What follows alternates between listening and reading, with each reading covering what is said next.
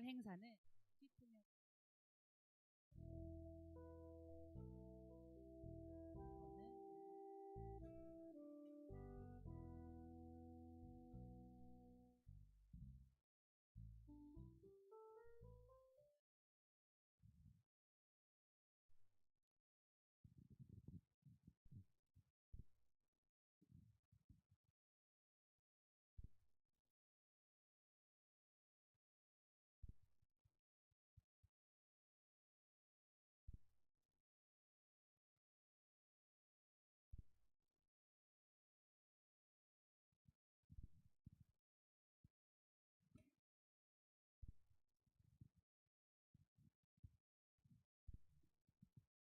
본 포럼은 이틀 동안 온 오프라인으로 병행하여 진행합니다.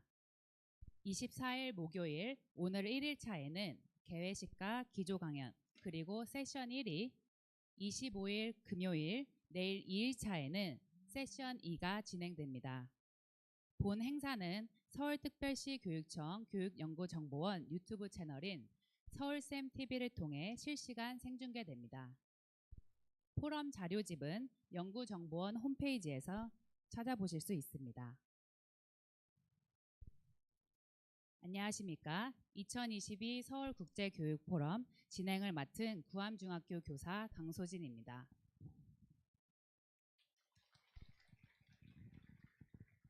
오늘 포럼에 참가해 주신 국내의 귀빈 여러분, 그리고 서울쌤TV를 통해 참가하고 계신 랜선 참가자 여러분 모두 진심으로 환영합니다. 서울국제교육포럼은 매년 국내외 교육 이슈와 당면 과제를 선정하여 서울 교육 정책 방향을 탐색하고 있습니다. 올해로 제9회를 맞이하는 이번 포럼은 코로나19로 인한 사회적 거리두기 단계가 완화됨에 따라 현장에 직접 청중들을 모시고 진행하게 되었습니다. 올해 서울특별시 교육청에서는 다양성이 꼽히는 공존의 혁신 미래 교육을 위해 여러 정책을 추진 중에 있습니다. 이에 2022 서울국제교육포럼은 기초학력을 주제로 전 세계 교육 전문가와 함께 팬데믹으로 더욱 벌어진 학습 격차와 기초학력 문제에 대해서 폭넓게 이해하고 지원 방안을 모색하는 자리를 마련하였습니다. 이번 포럼을 통해 기초학력 보장에 대한 심도 있는 논의가 이루어지고 의미 있는 소통의 장이 되기를 희망합니다. 개회식에 앞서 이번 포럼을 축하하는 공연을 소개하겠습니다. 하이타니 겐지로의 소설 나는 선생님이 좋아요를 바탕으로 선생님과 아이들이 함께 성장하는 모습을 그린 라이트 드로잉 공연입니다. 함께 감상하시겠습니다.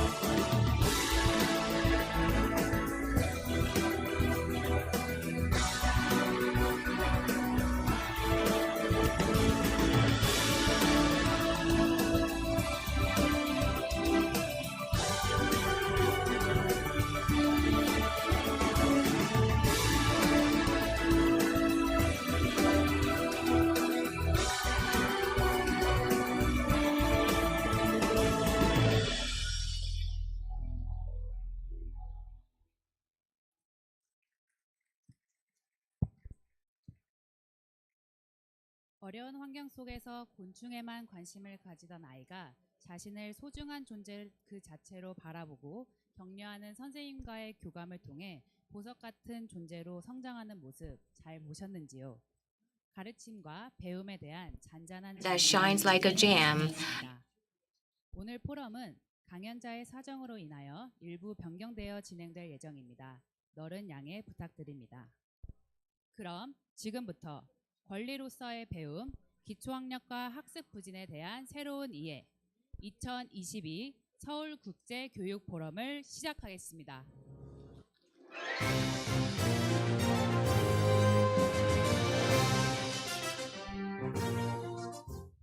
참석해주신 내빈 소개가 있겠습니다. 서울시 교육청 교육정책부 고효선 국장님, Director Go Hyo-sun from the Education Policy Department of the Seoul Metropolitan Office of Education. Director An Yun-ho from the Middle School Education Department of the Seoul Metropolitan Office of Education. President of SEPI, Jung Ji-suk. The opening ceremony will proceed in the order of opening speech and welcome remarks. First, I'd like to invite President of Seoul Education Research and Information Institute, and she's going to deliver her message through video. 서울국제교육청 교육연구정보원장 백미원입니다. 여전히 지속되고 있는 팬데믹 위기 속에서도 교육 회복을 위해 한마음으로 노력했던 2022년 한 해를 마무리하는 바쁜 시기임에도 불구하고 서울교육에 대한 뜨거운 애정과 관심으로 서울국제교육포럼에 참여해 주신 여러분께 감사의 인사를 드립니다. 매년 교육의 당면 과제를 진단하고 국제적 공감과 협력을 통해서 서울교육 정책의 새로운 방향을 탐색하고 있는 서울국제교육포럼은 2012년 처음 시작되어 올해로 9번째를 맞이하게 되었습니다.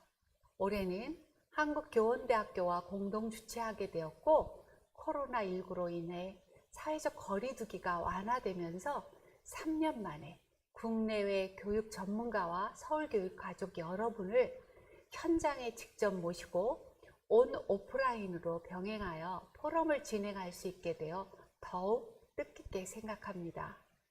2022 서울국제교육포럼은 우리 학생들의 기초학력 저하, 학습 격차 등에 대한 사회적 우려가 높아지고 있는 가운데 기초학력에 관한 폭넓은 이해, 새로운 접근과 지원 방안 등을 모색하기 위해 권리로서의 배움, 기초학력과 학습 부진에 대한 새로운 이해를 주제로 기초학력 관련 국내외 교육 전문가를 모시고 함께 공유하고 소통하는 자리를 마련하였습니다.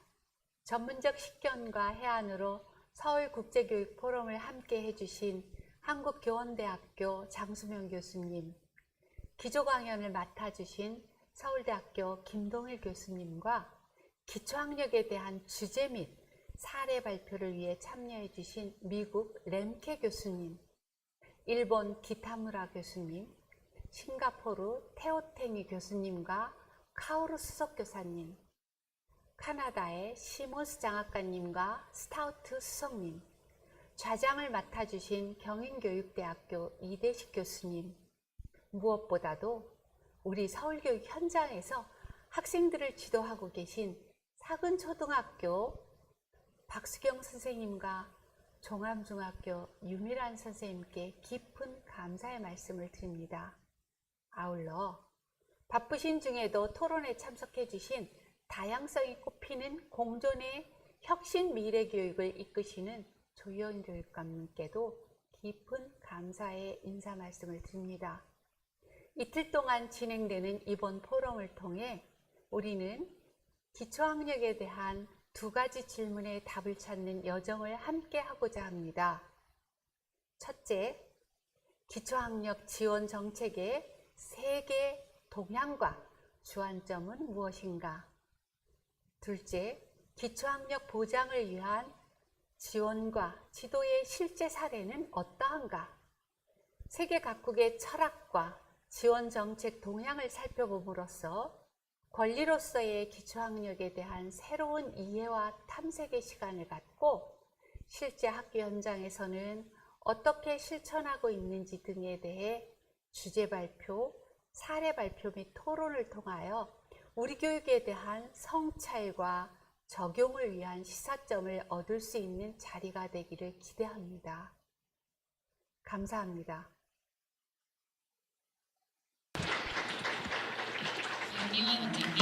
President Park, thank you very much for your opening speech. Next, let me invite Superintendent of the Seoul Metropolitan Office of Education, Jo Hee-yeon, for his welcome remarks. Let's watch the video. 팬데믹으로 위축되었던 국내의 어려운 상황 속에서도 새로운 길을 개척하기 위해 함께 걸어온 한 해를 돌아보며 2022 서울국제교육포럼을 개최하게 된 것을 매우 뜻깊게 생각합니다. 그리고 참여해 주신 여러분 모두를 진심으로 환영합니다. 미국, 캐나다, 싱가포르, 일본을 비롯한 국내의 교육 전문가들과 교원을 비롯한 서울교육 공동체 여러분을 모시고 서울교육 정책의 방향에 대해 모색하고자 마련한 2022 서울국제교육포럼은 한국교원대학교와 공동 주최하게 되어서 더욱 풍성한 자리가 된 것 같습니다.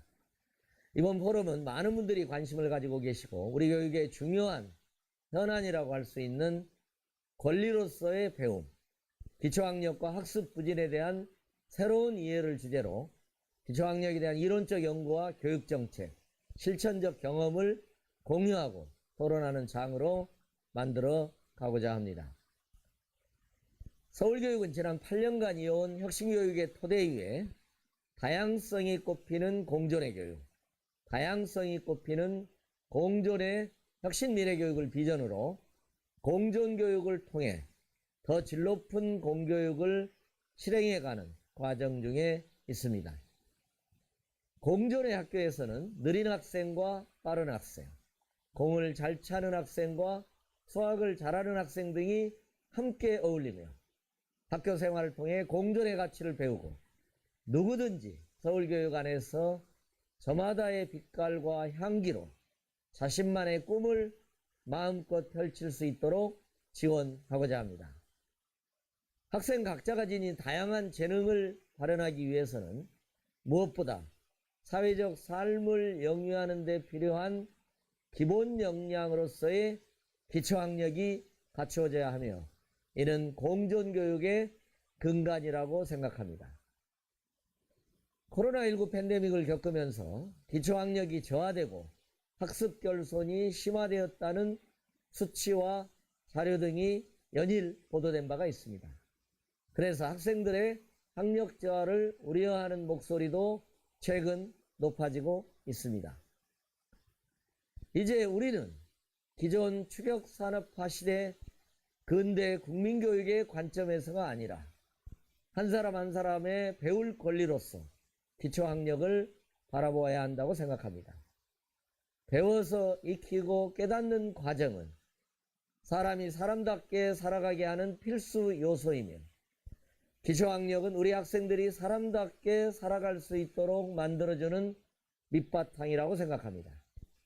이제 기초학력이 부진하고 미달되는 학생을 낙오자로 인식하는 것이 아닌 우리 학생들의 기초학력은 마땅히 보장되어야 할 기본적인 인권이라는 사회적 합의와 시선이 필요하다고 생각합니다.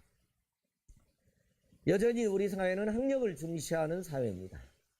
그렇기 때문에 2022년 맞춤형 학업 성취도 자율평가 시행 방침이 발표되면서 기초학력 시험 대비를 위한 문제집이 출시되었다고 들었습니다. 사교육 시장에 관심이 높아지는 등 기초학력 지원을 위한 의미보다는 또 하나의 시험으로 인식되는 것이 아닌가 하는 우려마저 가지고 있습니다. 누구에게나 보장돼야 될 권리로서 기초학력을 바라본다면 다양한 측면에서 정확하게 진단하고 개별 학생에 대한 맞춤형 교육과 통합적인 지원으로 이어져야 할 것이라고 생각합니다. 기초학력을 지원하는 권리로서 보장하기 위한 다양한 노력은 세계 주요 국가에서도 찾아볼 수 있습니다. 제가 알기로 미국의 모든 학생 성공법 ESSA, 2010년 핀란드의 기초교육법 개정과 3단계 학생 지원 시스템, 캐나다 온타리오주의 모두를 위한 성공 등이 바로 그 사례로 알고 있습니다. 우리나라에서도 학습부진 학생 책임 지도제를 비롯하여 기초학력 보장교육을 통해 배움의 과정에서 소외되는 학생 없이 모든 학생들이 함께 성장할 수 있는 기반 마련이 그동안 강조되어 왔습니다. 이러한 바탕에서 지난 2021년 모든 학생의 기초학력 보장을 위한 법적 토대로서 국가와 지방자치단체에서 체계적이고 종합적인 대책을 마련하고 지원하고자 기초학력 보장법이 제정되었고 올해 기초학력 보장법이 처음 시행된 바 있습니다. 서울교육 역시 모든 학생을 끝까지 책임지고 하나에도 놓치지 않는 기초학력 보장으로 모든 학생의 가능성을 여는 책임교육을 실현하기 위해 지금 다양한 측면에서 지속적인 노력을 기울이고 있습니다. 교실 내, 교실 안, 학교 안, 학교 밖의 3단계 학습 안전망을 구축하여 서울 학생의 기초학력을 보장하고 배움이 느린 학생에 대한 예방, 진단, 지원의 체계적인 맞춤형 지원으로 기초학력 책임지도를 실천해가고 있습니다. 협력 강사 지원 등을 통해 기초학력 부진을 사전에 예방하고 초등학교 3학년에서 고등학교 2학년 학생을 대상으로 기초학력 자율 진단 활동을 실시하여 개별 학생 맞춤 지원을 위한 진단을 실시하고 있습니다. 기초학력 다중 지원팀을 통한 전문 치료기관 연계 지원, 피다리쌤, 학습도움센터의 난도, 난산, 경계성 지능 전담팀 운영 등을 통해 학생 부진 요인별 맞춤형으로 지원하고 있습니다. 더 나아가서 디지털 대전환의 시대에 걸맞는 인공지능 기반 학습 튜터링을 통해 학생의 개별 학습을 촉진하고 학생들의 학습 이력을 관리해서 개별 성장을 지원하고자 하고 있습니다. 아울러 이번 서울국제교육포럼 국내 교육 전문가들이 함께하는 이 시간을 통해서 기초학력 지원 정책에 대한 이해를 넓히고 국내의 담론과 쟁점을 종합적으로 조명하면서 우리 교육 현장을 면밀히 살펴보는 기회로 삼고자 합니다. 그리고 이 자리에서 제시된 성과와 제언들을 통해 기초학력 지원을 위한 해안을 더 폭넓게 얻어서 서울교육이 나아가야 할 방향에 대해 고민하고 정책을 보완하는 뜻깊은 시간으로 삼고자 합니다. 그렇게 기대하고 있습니다. 오늘 이 자리가 참석하신 모든 분들께 유익하고 의미 있는 시간이 되시기를 바랍니다. 기초 연설과 주제 및 사례 발표, 토론에 참여하여 서울국제교육포럼을 빛내주실 국내 교육 전문가 여러분들께 감사의 마음을 전합니다. 또한 서울교육에 많은 관심을 가지고 현장에 직접 참여하시는 청중 여러분과 유튜브를 통해 참여하시는 교원, 학부모, 시민 여러분들께도 다시 한번 감사의 말씀을 드립니다. 우리의 소중한 아이들 한 명 한 명이 우리 교육의 넉넉한 품 안에서 마음껏 자라날 수 있도록 학생 모두의 배울 권리로서 기초학력을 보장하고 지원하고자 서울교육청은 서울의 모든 교육과정과 함께 노력하겠습니다. 귀한 시간을 내어 2022 서울국제교육포럼에 참여해 주신 모든 분들의 건강과 행복을 기원합니다. 감사합니다.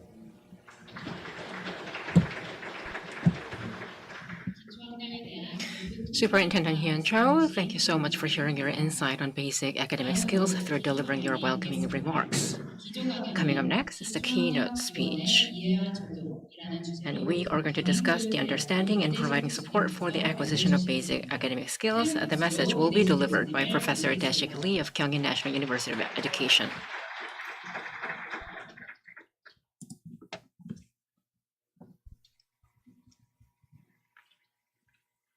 Ladies and gentlemen, good afternoon. I'm Dae-sik Lee, professor of Kyungin National University of Education. So you are all far away from me, which is why I don't have my mask on. So today, I have been invited to deliver this keynote speech rather abruptly, but I feel thankful and it is such an honor to deliver this keynote speech.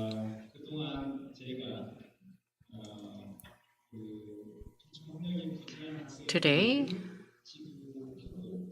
I will deliver the message based upon my experience in dealing with students with special needs. And also, I have taught a lot of teachers to be. So based upon that type of experience, I will deliver this keynote speech. So we have a support center for basic academic skills at Kyungin National University of Education. So we have provided support services targeting over 200 children and students from different communities. So this scenery is quite a scenery, isn't it? So this is the view of Pyeongchang from Bugak Skyway.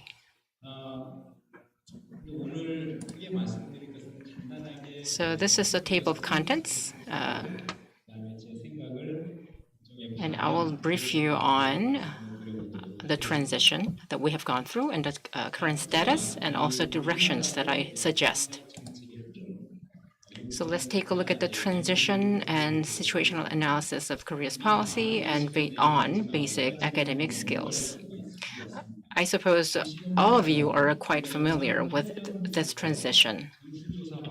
Starting from 2008, we have been conducting the nationwide assessment.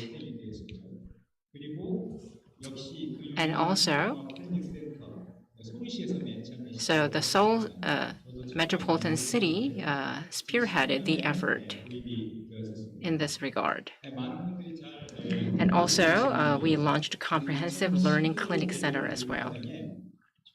And in 2015, in the revised general guideline of the national curriculum, students with learning disabilities were included as the subjects of the support for all students.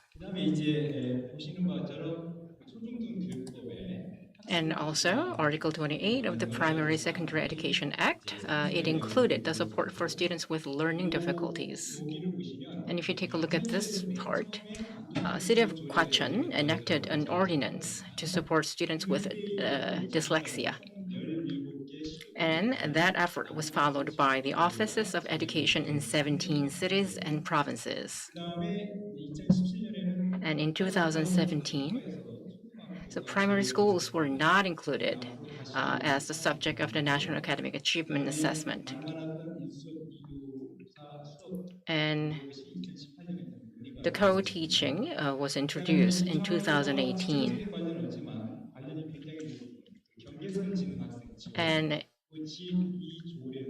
And also the ordinance to support students with borderline intelligence that was enacted as well. And overall, 12 cities and provinces and districts have enacted the ordinance, and we enforce the Basic Academic Skills Guarantee Act.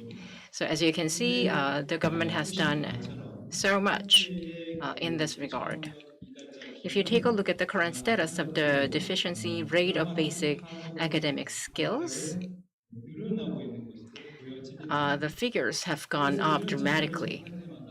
So whenever I come across this type of news, and you as well, I suppose, you ask yourself, and I ask myself as well, So how come we have witnessed no effects whatsoever, even though we have uh, adopted and enacted so many policies? So if you think about it, the academic skills that are measured and that students are actually equipped with, there may be a discrepancy because the government-led assessment is all focused on subject matters that we teach at school. And also when it comes to learning speed, I suppose it takes time for some students to pick up. And because of the COVID-19 pandemic, I suppose there have been some consequences we have to take into consideration. So what have we done wrong? I'm going to focus on that. And I would love to go through everything one by one if time allows, but that is not the case, so I'll move on. So where should we go? That is the question I would like to ask all of you.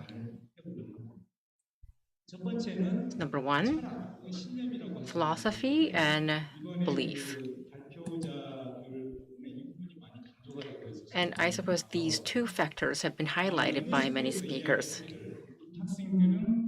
And UNESCO states that all children have the right to go to school and learn. So this point is very important, I suppose. I'm not sure how many of us actually acknowledge this fact. And also, more than 600 million children go to school, but they don't learn much at school. So if we let them be, even if they are about to graduate, many of them are not going to have a minimum proficiency to graduate. So which means they are marginalized. So their rights are not guaranteed. So on that note, we have to acknowledge this, we have to share this information, but are we actually doing it? That is another question, isn't it? So at the individual level, we see students and we do a lot to help out those students individually, but when it comes to a group of students and the entire student group, we might be coming short. So when it comes to policies, we have to be clear about what we are doing and what we would like to achieve. So we have this definition here. So this is the definition of law. But we need a more practical definition. And many words and expressions are interchangeably used. And I think we have to clearly define what basic academic skills are. And also, when it comes to basic academic functions, we have to think whether they are skills meeting the minimum academic standards, or they are the minimum standards and functions. So we have to distinguish these two. So this is number one, basic academic skills, obviously. So these are minimum skills that students should have to graduate. So 3R. And we also have foundational academic skills. I mean, if you don't like this sort of wording, you can change it later on. So it equals to the level of minimum achievement. This has to be sort of defined by subject. So what are we going to do about the primary, secondary schooling? So we are going to have this level of minimum achievement by grade. So this distinction between these two has to be acknowledged, although it is not being acknowledged properly as of now. And why is it important to distinguish them? if we take a look at the basic academic skills, which is the basic academic function, from the diagnostic step, things are quite different. Sub-functions should be developed, and we have to take a look at the status, the learning status. And in doing so, we have to determine and identify the weak functions. And based upon evidence, we're going to have to do the identification. And here, the learning is an important criterion. And let's say we have students who are supposed to achieve a certain level of competency based upon his or her grade. When we are teaching them, we have to make sure that we synchronize everything so that reason, meaning for learning and stimulating the desire for growth, they happen. So when we do assessment for the right-hand side, we have to make sure that students have plenty of opportunities to employ what has been learned. So the focus, as you can see, is quite different for these two factors. And we have to understand characters and needs of students with learning difficulties.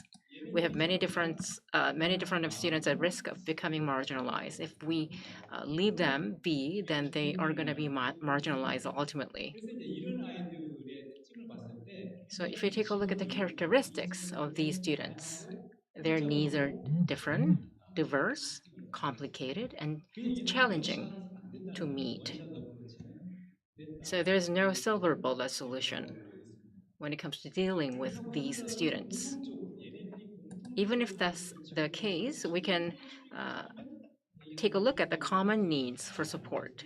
So these students are diverse, but they also have common needs. I cannot do the deep dive now, but I suppose you're all aware of this. But when we take a look at the current status, we are doing well, and we have made a lot of progress, but still we have a long way to go. Especially, we need to work more on precision diagnosis. And also, the evidence-based deployment should be done, and we need to work on that factor better. Let's move on to diagnosis. So we need a paradigm shift in terms of diagnosis. In the past, we had a criteria, and those who failed to meet the criteria, they were considered to be those with learning difficulties.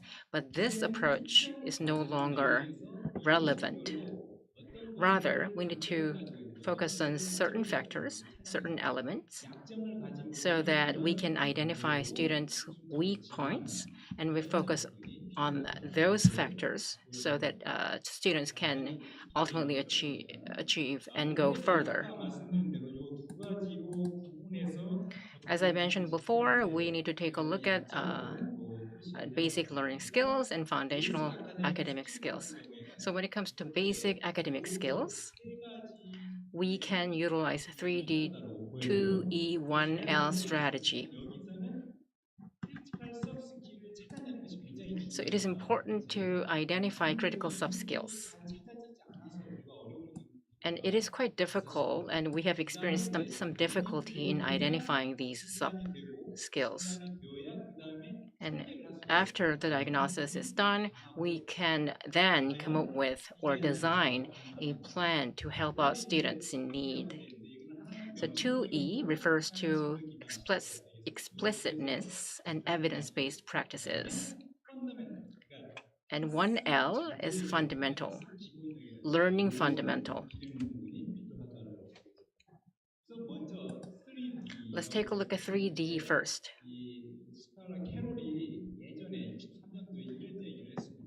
So Scala Carroll said, so when it comes to learning tests, order and details are important. So the various aspects of learning task must be presented in such an order and with such detail. To do so, we need to be able to define sub-skills. That's the prerequisite, but it is really difficult to do so. Let's take a look at 2E. Number one, explicitness. So we can use, this has been discussed when it comes to direct instruction.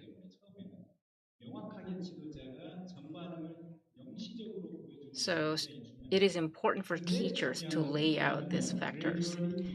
And also, later on though, the level of explicitness needs to go down. So without the direct instruction of teachers, students then be able to independently think and act. So we need a meticulous thinking when we design this type of study plan and teaching plan. And the second E is evidence-based practice. So this is known as evidence-based practice. When it comes to reading though, reading for example, we have to think about why some students find it difficult to read. So let's talk about Hangul, for example. So sound and also the shape of mouth, they have to come together and they have to come holistically so that they can decode words. So this is based upon the accumulation of academic studies. So before this, though, we used a whole language approach. And let's take a look at mathematics. So if we don't identify how much students are lagging in terms of arithmetic, then we cannot increase their numerical sense. So this is evidence-based practice. And you all know about this, learning fundamental. So there are some cases the students lack competency to learn. So persistence, resilience, and self-efficacy, they have to all come together. The key factor here is to enable students to have a sense of success. So once they experience such successes, then it is led to 3D. And let's talk about fundamental academic skills.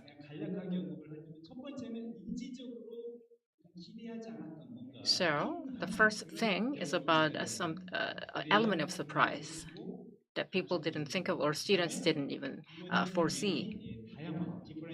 And so unexpectedness, that is key. And D refers to differentiation. And E, this is what I would like to highlight.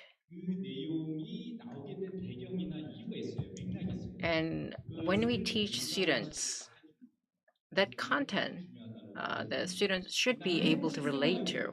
So empathy is an important factor, and linked to real life, obviously, it has to be practical.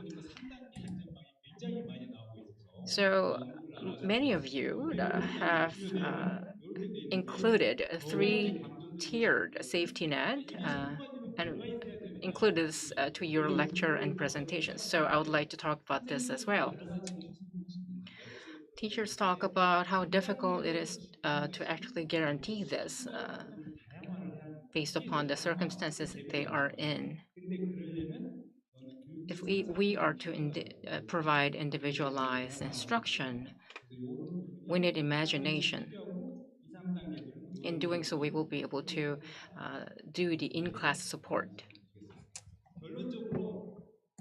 So in conclusion, so we need clear head and warm heart. So these factors require clear head, which means we need to research on this. And this factor right here requires warm heart, because we need a beating heart to make sure that all students have right to learn and those rights are met. And if you take a look at the study that we did, the most important aspect for teachers when it comes to teaching is the group teacher efficacy. So with that, I now conclude my keynote speech. Thank you so much for your attention. 기초학력 지원과 관련해 좋은 말씀해주신 이대식 So 교수님께 Professor Lee delivered his speech on understanding and providing support for the acquisition of basic academic skills. Please give him a big round of applause. With that, we now conclude the opening ceremony and the keynote speech. I would like to thank everyone. We will have a short break. After that, we will commence the first session of this forum at 4. We will be back shortly.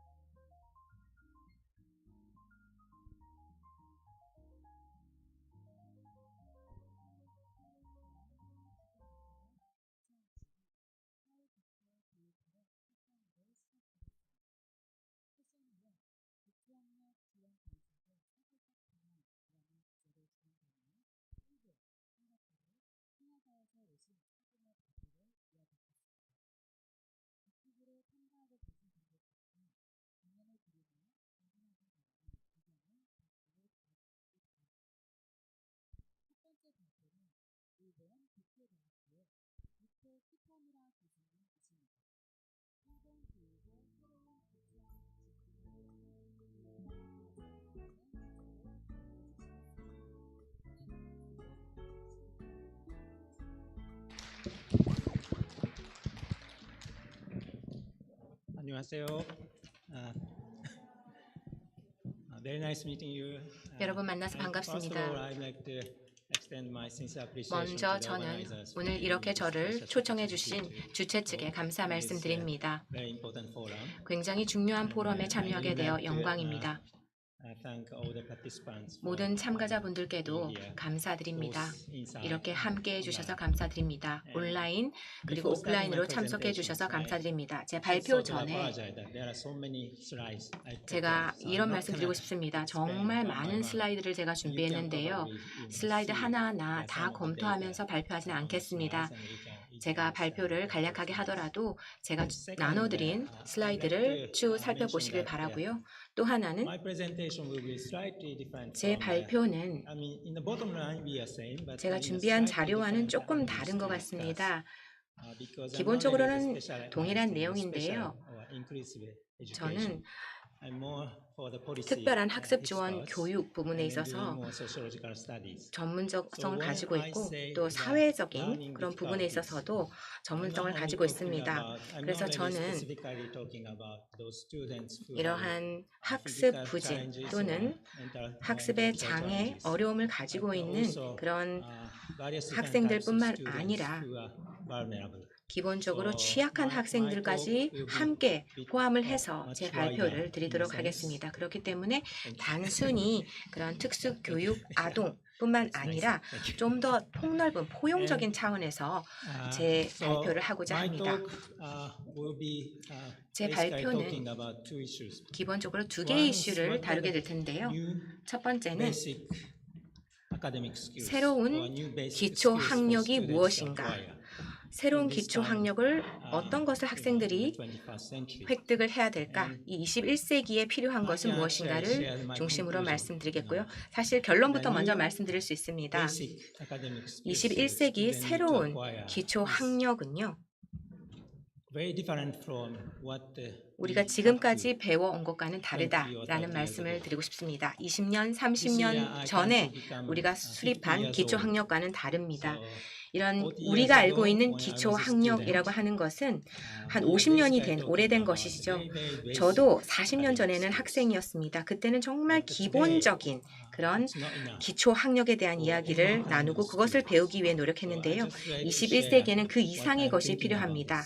그래서 이 새로운 기초학력에 대해서 제 발표에서 초반부에 논하겠고요. 두 번째는 이렇게 세상이 변하고 사회가 변하고 있습니다. 그렇기 때문에 학생들 간의 격차도 커지고 있다라는 말씀을 드리고 싶습니다. 어떤 학생은 잘하고 있는가 하면 또 어떤 학생은 굉장히 고전하고 있거든요. 그래서 이 두 가지를 제 발표를 통해서 중점적으로 다루겠습니다. 이게 지금 작동이 안 되거든요.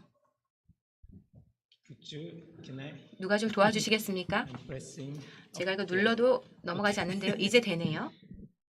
Thank you. So, as I said earlier, I don't really go details, but this slide explains the backgrounds why the new basic academic skills are not really same as before, because the society has been changing.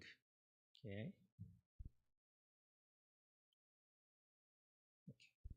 And in Japan, I mean, basic skills in our education, we have been always discussing about three things, solid academic ability, and also richness in mind and healthy bodies. So it's not only talking about the cognitive skills, but we all talk about non-cognitive sides of the skills as well.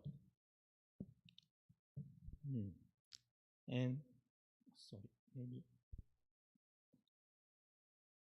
I have some problem with the slides, but sorry, I skipped a few slides, but that's all right. All these slides, what this means, basically the labor market has been changing these days. We are losing the number of jobs in the certain industries, like agricultural industries is probably typical. What this means? Actually, agricultural industry has been booming, growing in many parts of the world today. But the number of jobs are decreasing. Why? The machines have been replacing the human roles, human jobs. So we don't need so many people to work in certain industries because of the automations and then those advancement of the development of the artificial intelligence and so on. So what types of jobs are remaining? That's the jobs which requires humans to deal with the more complicated tasks. I'm sorry, I have some problem with this. Okay, and this is not only in Japan, but also in Korea and many other parts of the world as well. And people are required to deal with something unknown. Okay, it's not really the manual types of work or those types of work. Once you get the skills, you can use that for many years. Those kind of jobs are disappearing. Okay, you have to meet new things, and you have to use, you have to learn continuously. So that is happening today. Sorry. Okay, and then in Japan, what we have been putting a lot of emphasis on our education is to promote the very equal learning opportunities to the students across Japan for the last 150 years after we started our modernizations. So what this means, we call the course of study. That's a national curriculum for Japan. This is probably one of the most detailed curriculum.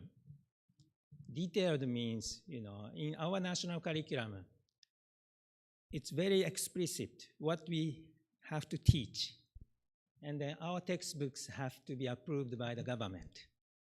So what that means, all teachers around the country teach basically the same thing, okay, based on the national curriculum and based on the textbooks. But so that was probably, brought the results of good performance of our students in the international tests, such as PISA. And then this is probably same in Korea or some other countries and regions in East Asia as well. We are all kind of known for the high academic performance comparing to the many parts of the world. But we cannot just, satisfied with these good results in the international tests. Because, for instance, in case of Japan, probably Korea is doing better. Japan, the government doesn't spend enough money. So we let the families, we let students to do good. But this might be somewhat similar in Korea. I mean, because private education is very popular in Korea as well. So Japanese government has been conscious about this issue, and then we are now trying to increase more budget for education sector. But due to the long recessions, Japan has been struggling. We are struggling to do so. And while doing this, as I explained earlier, we see the disparities among the students. Some students enjoy better learning opportunities and better educational environments. For instance, this is a gap about extracurricular activities. Students who are attending the schools which have more educational budget, because our educational budget is not only coming from the central ministry, but the local provinces, we call prefecture, and then also districts. They all provide certain amounts of the educational budget. And then what happens? Those districts which have more educational budgets, they can hire more people with a higher salary. And then today, for instance, for the extracurricular activities, we are now trying to mobilize local resources, people in the community to help school activities.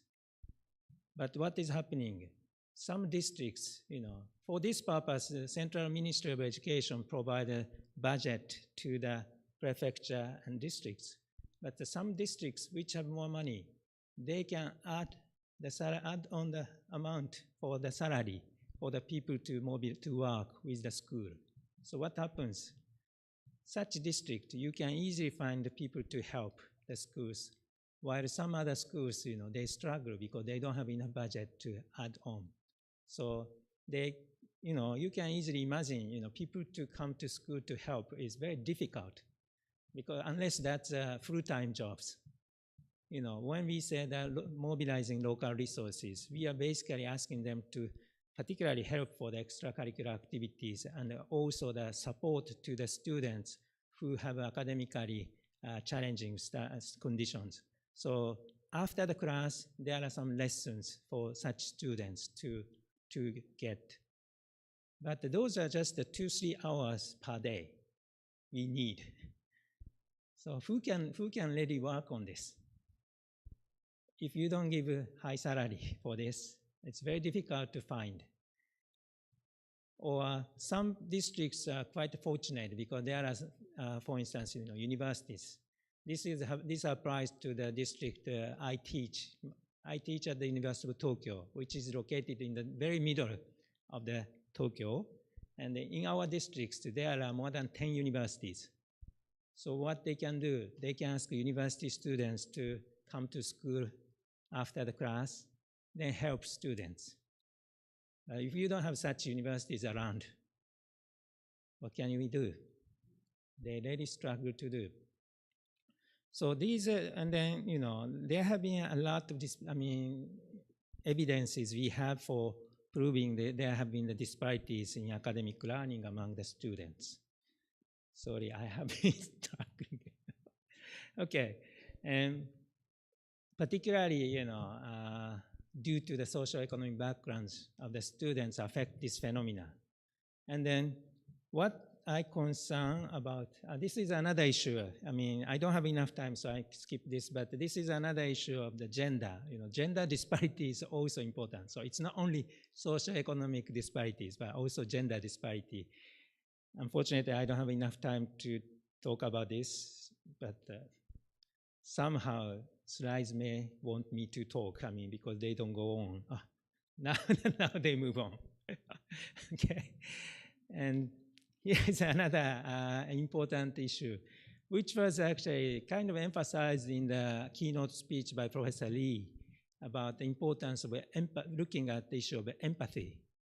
And including the issue of empathy, we have to think of the well-being of the students in a holistic manner. So we are not only looking at academic skills, as I said earlier. We try to look at mind and body, and then cognitive and non-cognitive skills. So we need to look at our students in a holistic manner. But again, we see that here's a disparity again.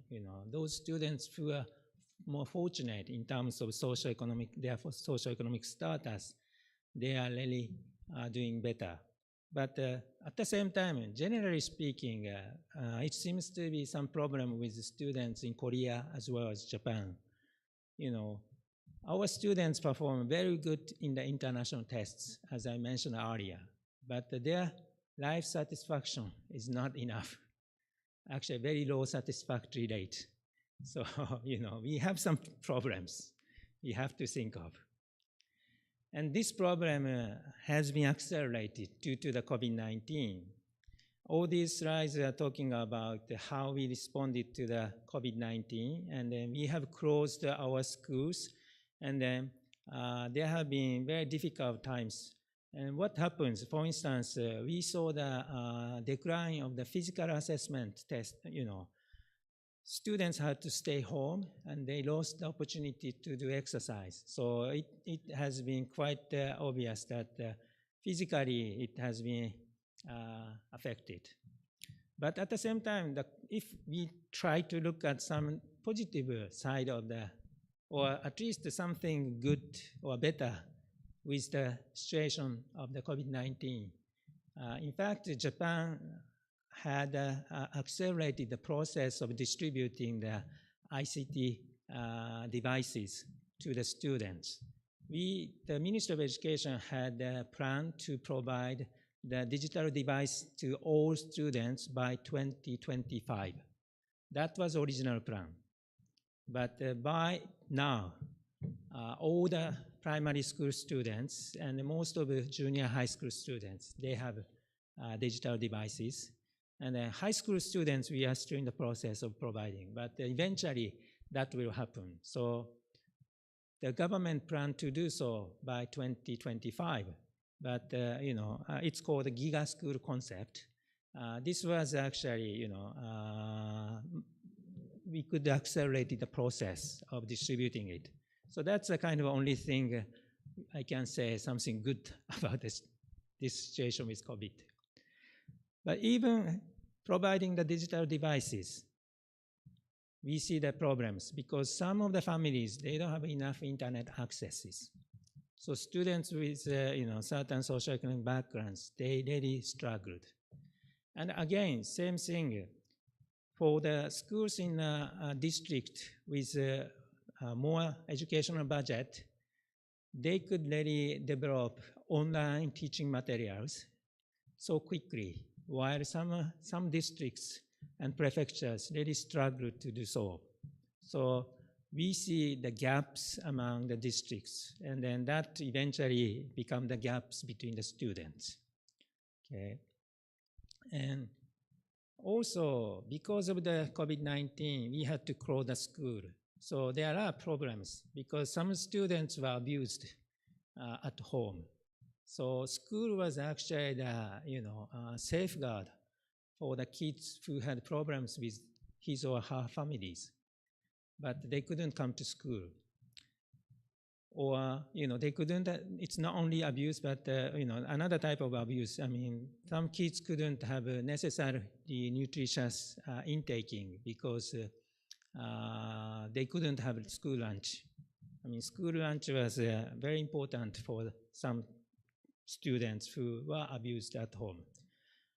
So the COVID really, showed us very difficult conditions of some of the students. And then we were so powerless. We felt very powerless that, we cannot do much because all those students are at home and we couldn't reach to those students. So that's something we really need to think and change our education today in Japan. And maybe not only in Japan, but also other countries, including Korea. So that's the issue I wanted to share with you.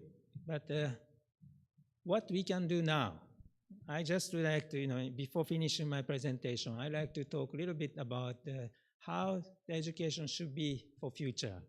Then I'd like to share one educational approach, which is called Education for Sustainable Development. We call ESD. ESD is sort of popular in Korea, as far as I understand, but probably more popular in the form of global citizenship education. ESD or global citizenship education, these are the education try to cultivate students' competencies in a holistic manner, as I explained earlier. Not only the cognitive skills, but also the non-cognitive skills, and then try to encourage students to be aware of the social agenda and the global agenda. What are the problems we are having? So I had a big large survey on the students in Yokohama City, how this education for sustainable development has been taking place. And then there has been some good impact that students becoming aware of what is the problems in our society as well as outside the country. However, there was a problem both with students and then teachers. They can get enough knowledge about the social agenda. However, they don't feel very real about those issues. For instance, we are now really concerning about the situation in Ukraine, and there have been the refugees. Okay, it's not only Ukraine, but also we have problem in Myanmar or Syria. Students understand those, but they have never met the refugees, so they don't feel very real about all these issues. And the same for teachers. Teachers also never met those people, so how they can teach? They've been struggling. So this is a challenge for us today, to share the real challenges in our society, how we can really teach at schools, when you don't have such experiences. But at the same time, you cannot really expect teachers have various different experiences. They are busy teaching at schools. So what can we do? Then we need to work with community. So community involvement is very key. So I mentioned earlier that those community support is particularly important for the students with learning difficulties, but not only for that. Because we have to teach so many things, even we call basic academic skills. We cannot just ask teachers to do everything. We have to really involve the local communities. But in addition to do that, we also have to encourage teachers to work together. In Japan, we have a practice called a lesson study. Teacher watch other teachers' lessons and learn each other. Okay, and then here is one very important criteria. We don't criticize other teachers' lesson. We just try to identify how it works and how it doesn't. When the students are learning and when students are not learning, we really have to make clear and then share the thoughts. So we have to also create a community inside the school as well.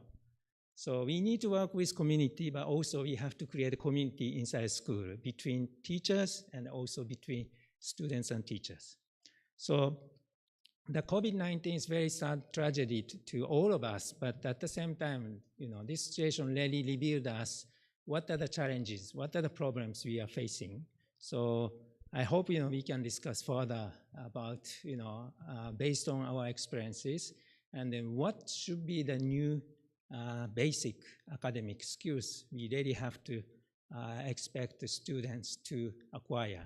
So my presentation is just the beginning of these kind of I hope if I can, my discussion becomes the beginning of this kind of discussions. I'd be very happy about this. But thank you very much, and I very much looking forward to discussing further with you. Thank you.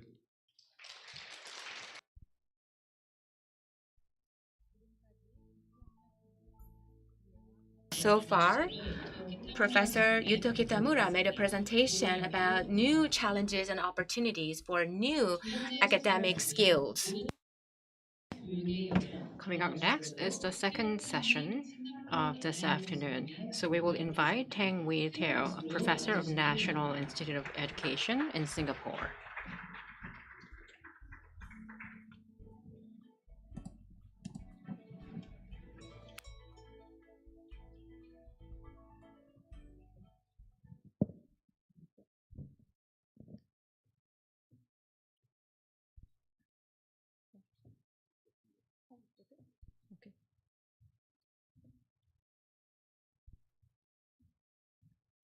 This is not my presentation.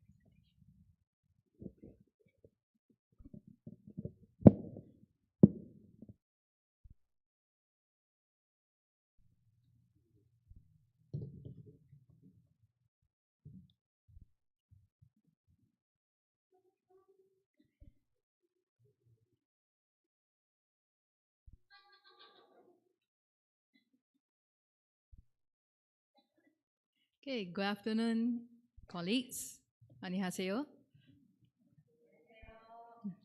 Okay, I'm going to be sharing about the multiple pathways in the Singapore education system in the bid to support the different diverse learning needs of our students across the grade levels, from elementary school all the way to post-secondary education. So first of all, let's think about this, which is mass schooling. So mass schooling is something which is prevalent in most of the education systems around the world, including Singapore. But if you think, why is it that mass schooling exists in the first place, and of course this has very long historical roots, is that we wanted a very efficient way of delivering content to students, right? To a large group of students within a very short period of time. And we also want mass schooling so we can keep students in school, right? We get them off the streets so that they do not get into trouble. And we want to keep the unemployment rates low in the society.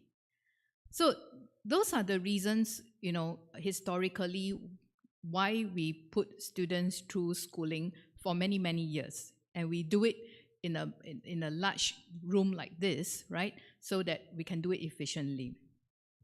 But the problem is this.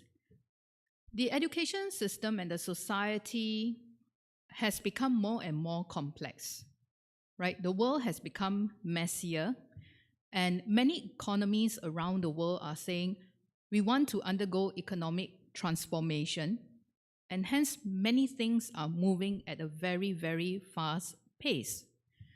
And there are many things, related to climate change, war happening around the world, and the world has become so complex. So then it begs the question, can our current education system continue to support students in understanding and navigating through this increasingly complex world? So this brings us to the point of this presentation today, which is the sharing on the diverse pathways that we have in the Singapore education system to support the diverse needs of our students. So this is a quick outline of my presentation. I will first be talking about the Singapore education journey. The second one, that item that I'll be talking about is the full subject-based banding that will be fully implemented in Singapore by 2024. The third item in my presentation is about schools with specialized curriculum. These schools are not only for lower progress learners, they are also for higher progress learners. And the fourth item, I will talk about then what happens after secondary school. And finally, I will be talking about supporting students with special education needs. So let me first begin with the Singapore education journey. So every kid, every child in Singapore will continue to have access to opportunities throughout their education journey in order to develop their unique talents and fulfill their potential in life. So this is a quote from the MOE document 2021. Now the next slide here, basically I'm going to show you some of the important things that that happens from elementary all the way to post-secondary education and when a child steps out of the education system. So first of all, our primary education is for 6 years. In Singapore, we have the Compulsory Education Act, which is applicable for grade 1 to 6. So the first 6 years of elementary education. So most students go through these 6 years of primary education, and then they move on to secondary school. I state here 3 to 6 years, but typically a Singaporean child will go through secondary education for 4 years. Okay, 3 is exceptional because of some specialized schools, and 5 years because some students who are in the normal academic track, there's a particular track that they are put into, they do 5 years of schooling. So we have something quite interesting, which is no longer in existence in many countries around the world, which is streaming. Okay, streaming, or in other contexts, you might call it tracking. So when does streaming occur? After grade 6. Okay, so just yesterday, we have parents and students at grade 6 receiving their primary school leaving examination results. So that is the PSLE. It's a national exam that students take at grade 6. It's a very intense examination. So a lot of parents will take leave, to sit down with the child and study and prepare for the examination. So based on the results, excuse me, the students will be streamed into express, normal academic, or normal technical stream. Typically, on the average, we have about 60% of the students going to express stream, about 20-25% of the students going to the normal academic stream, and about 14-15% of the students going to the normal technical stream. So depending on which stream they go into, their curriculum is different. There are even different textbooks. Okay? Then there are alternative education pathways for some group of students. So some students can choose to go to a regular mainstream public school that offers these express, NA, and NT track, or they can go to a school which offers integrated program, where they can study for 6 years in that school, for 4 years of middle school education, followed by 2 years of high school. We have a few of these schools, which we call this the True Train program. And then we also have specialized independent schools. We also have private schools that offer, for example, the International Baccalaureate exams. So I have 2 friends, they put their kids into the privately funded school. Those are international schools where they offer the International Baccalaureate, IB program. One of the reasons for that is because their child cannot speak Chinese. They just cannot do Chinese. Okay, so they have the option to opt out in that international school. And then there are also specialized schools.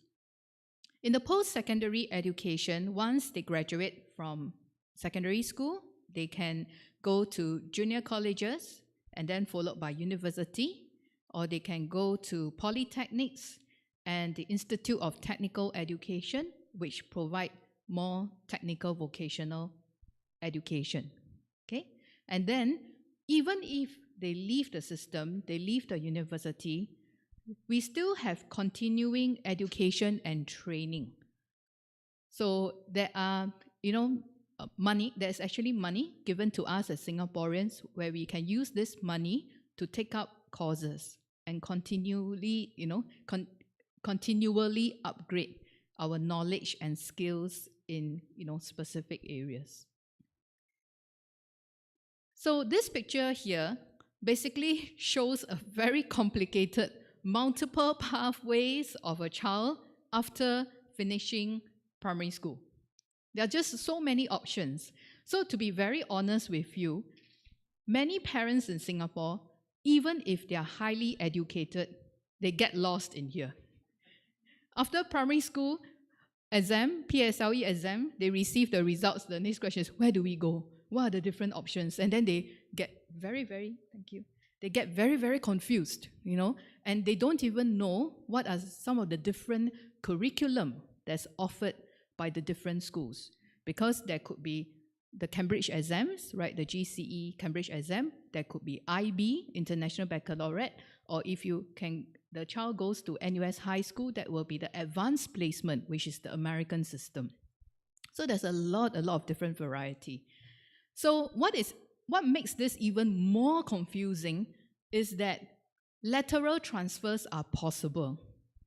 So if a child is in the normal academic stream, for instance, but the child does well, the child can actually transfer to the express stream. So lateral transfers is possible. So this basically shows you the multiple pathways of a Singaporean kid who goes through our education system. So it's not surprising why people can be very confused. Another thing which I will then now move on to number 2, which is the full subject banding. This is another thing that is very new, right? It has been piloted in some of our schools since 2020, but by 2024, this will go full scale. That means it will apply to all the schools and across the subjects. So what this is about, it's about basically students being able to take subjects with a varied difficulty. They can, for instance, if they are good in math, they can take math, which is more difficult, but they may not be good in science. So they may take science, which is at the lower level. So they can pick and choose depending on their ability. So it's no longer a one-size-fits-all system.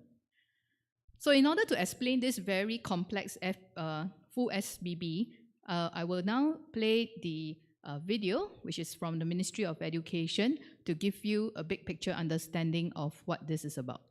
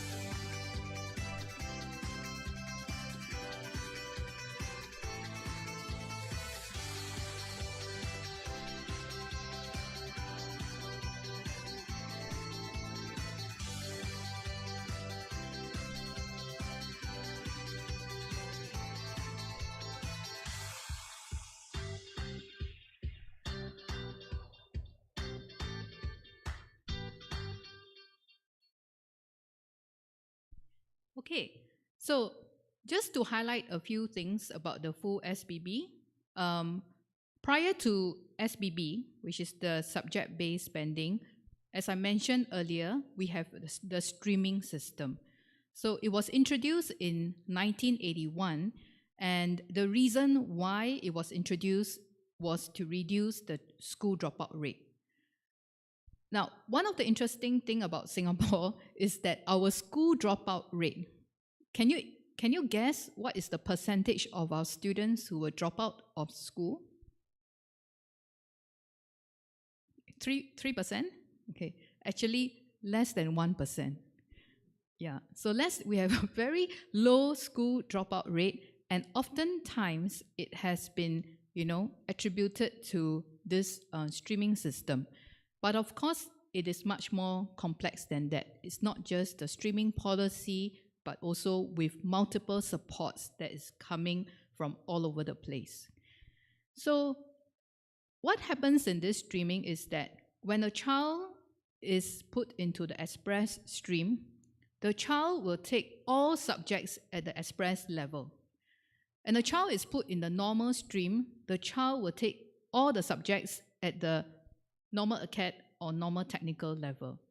But this becomes a problem because in Singapore, a lot of students are emplaced in the normal academic and normal technical stream because they are not good in two subjects, English and math. Okay, usually it's because of their English and math that they are not in the express stream, but rather they are in the normal stream. So by putting them in the normal stream, what happens if they are very good in science? But because they're in the normal stream, they have to take the easier science, right? So this is like, putting them all in the same basket and then, providing that same one-size-fits-all curriculum. And one of the things that, and several scholars have studied this, is the social label. So a lot of students say, oh, which class are you from? Which track are you from? Express. Oh, NA, I'm an NA student. Oh, I'm an NT student. So there is a social label tag to the students based on the academic stream. Okay? So this has become a problem, but with SBB, this will then change. How will it change? We have first, in Singapore, slowly introduced SBB, a tryout in the past few years, and by 2024, every school, secondary school, will now take on this system, is that you will have, as a teacher, in one class, you will have students, coming from either the Express, the NA, or NT, but they are all taking your subject at the same G1, G2, or G3 level. So what do I mean by G1, G2, and G3? G1 will be equivalent to the NT curriculum. G2 will be equivalent to the NA. And then G3 will be equivalent to Express. So instead of calling a child, oh, you are Express student, you are NA student or NT student, the child could be doing science at G2, math at G1, right? Geography at G3. So in this way, you won't be calling the child, oh, an Express student, NA, or NT student. Okay? So it's going to be very interesting logistically because you can see whenever there is a change in the lesson timetable, you see the students moving to different classes, right? So in terms of teaching, as a teacher, it wouldn't make a difference to you because you are teaching the same group of students taking either the G1, G2, or G3 for that subject. The difference is the timetabling committee will have to go and work out the timetable, right? Yeah, but this is a logistical issue. Infrastructure, logistical issues can be solved, okay? We just need to be very creative in terms of timetabling. So this also helps to support the lower progress learners because, there are many students who are really good in certain subjects, but sometimes they are not good in others. So now they have the option to take the easier or relatively easier version, right? Maybe the G1 at the subject level. So they don't have to get so stressed, All right. And then moving on, the third part of the presentation, okay, it's about schools with specialized curriculum. So we have specialized schools as well for students who may need more time to complete their elementary education. For instance, Northlight and Assumption Pathway schools have curriculum that are more hands-on, okay? And we also have schools for students who have completed their elementary education and they have to move on because they passed their PSLE, but they get into the normal technical stream. There are schools like Crest Secondary and Spectral Secondary that focuses on technical education. And these schools have in fact been rather successful. Okay, the students are very interested in the curriculum. Why? Because these schools have tie-ups with the tertiary institutes, like the ITE and the polytechnic lecturers who customize. They come in and customize the curriculum for the students in these schools. Okay? And like I mentioned just now, specialized schools, they are not all for the lower track students only. We also have specialized schools for students who are gifted in a certain area. So we have science, math and science school, right? The first two, the arts as well as the sports school. Okay, so these are also specialized.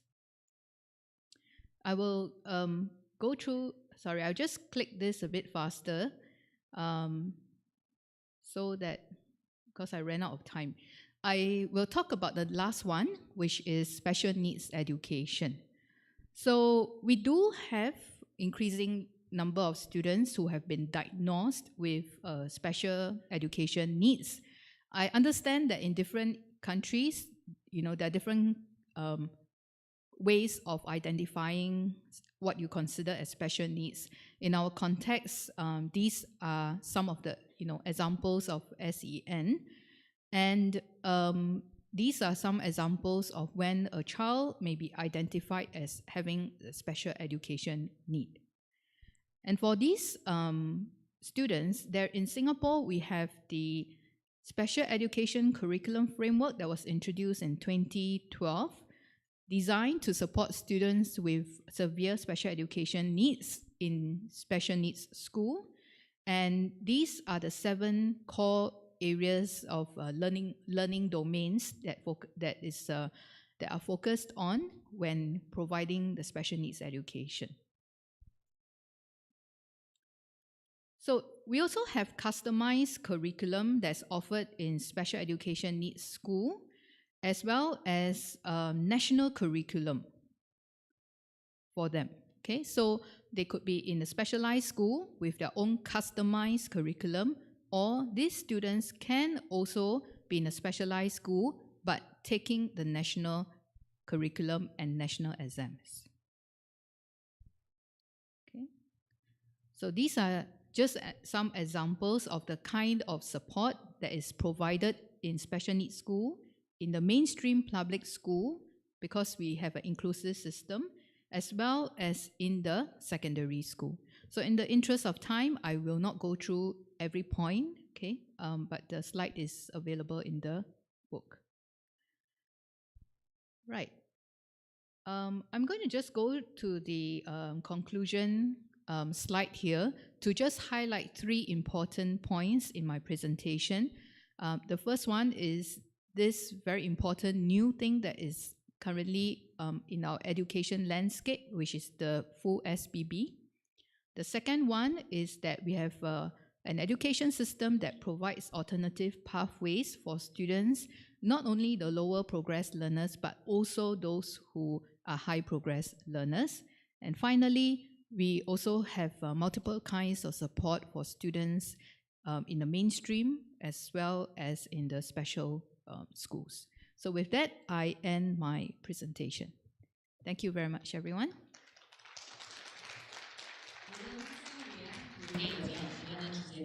So, under the topic of an educational pathway for all students, Professor Teo Tang, thank you very much for your excellent presentation.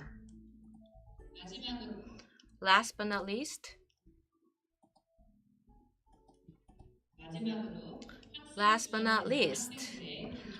the presentation is about supporting academic skills development for students with learning difficulties. Mr. Peter Siemens, a Superintendent of Learning Support Service at the Ottawa-Carleton District School Board. Please welcome him with a big round of applause.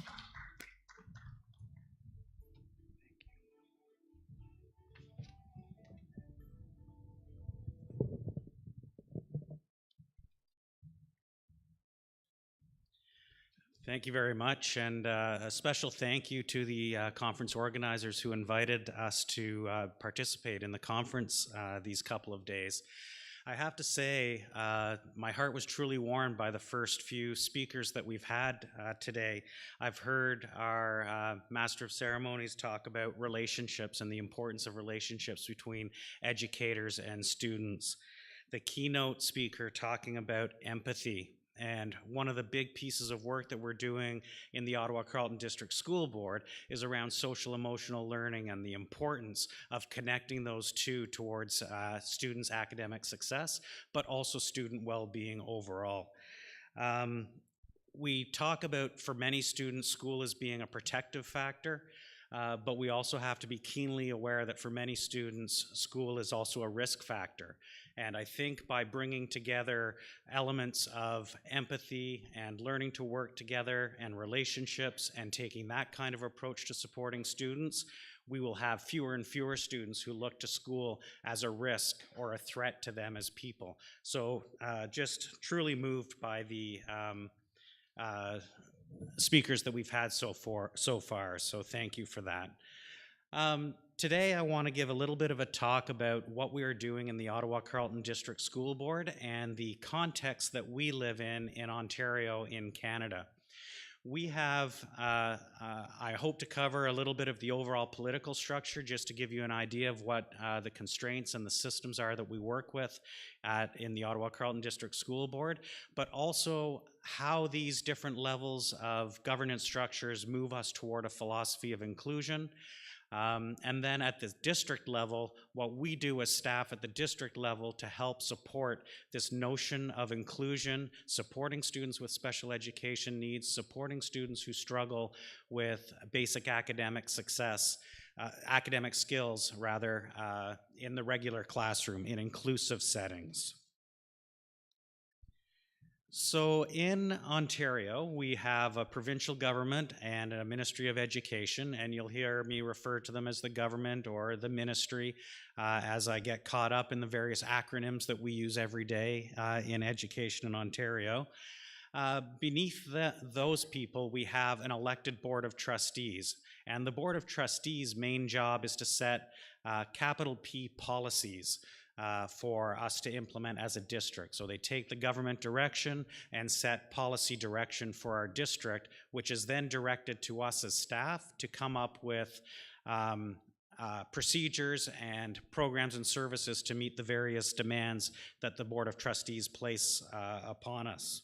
And ultimately, to have this applied at the school level, at the student desk, for all of our students to start to experience academic success. We're not new in Ontario to this notion of inclusion and providing supports and services to students in regular classrooms. This work really began in 1980 in Ontario when school districts were mandated to provide programs and services for students with special education needs. And things have kind of grown and evolved over time. And we have this seminal document called Learning for All. And Learning for All helps set the stage for the guiding principles that we operate under at the school level and at the district level. All students can succeed. We recognize that each student has unique learning styles, unique strategies of ways of learning.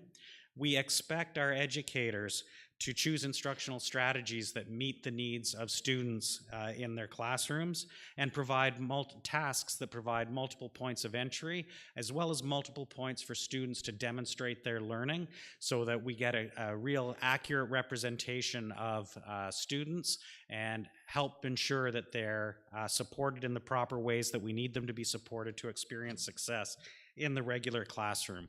And of course, the notion that fairness is not sameness. Some students require more, and they deserve more. And we are undertaking some work in our district right now around identity-based data and some of the systemic things that we've put into place, not intentionally, but we have situations where students who, for example, are experiencing extreme poverty, maybe racialized, do not have the outcomes of other students in our school district. So what are we going to do if fairness is not sameness? What are we going to do to intentionally support those students so that they can experience academic success and well-being throughout their years in the OCDSB?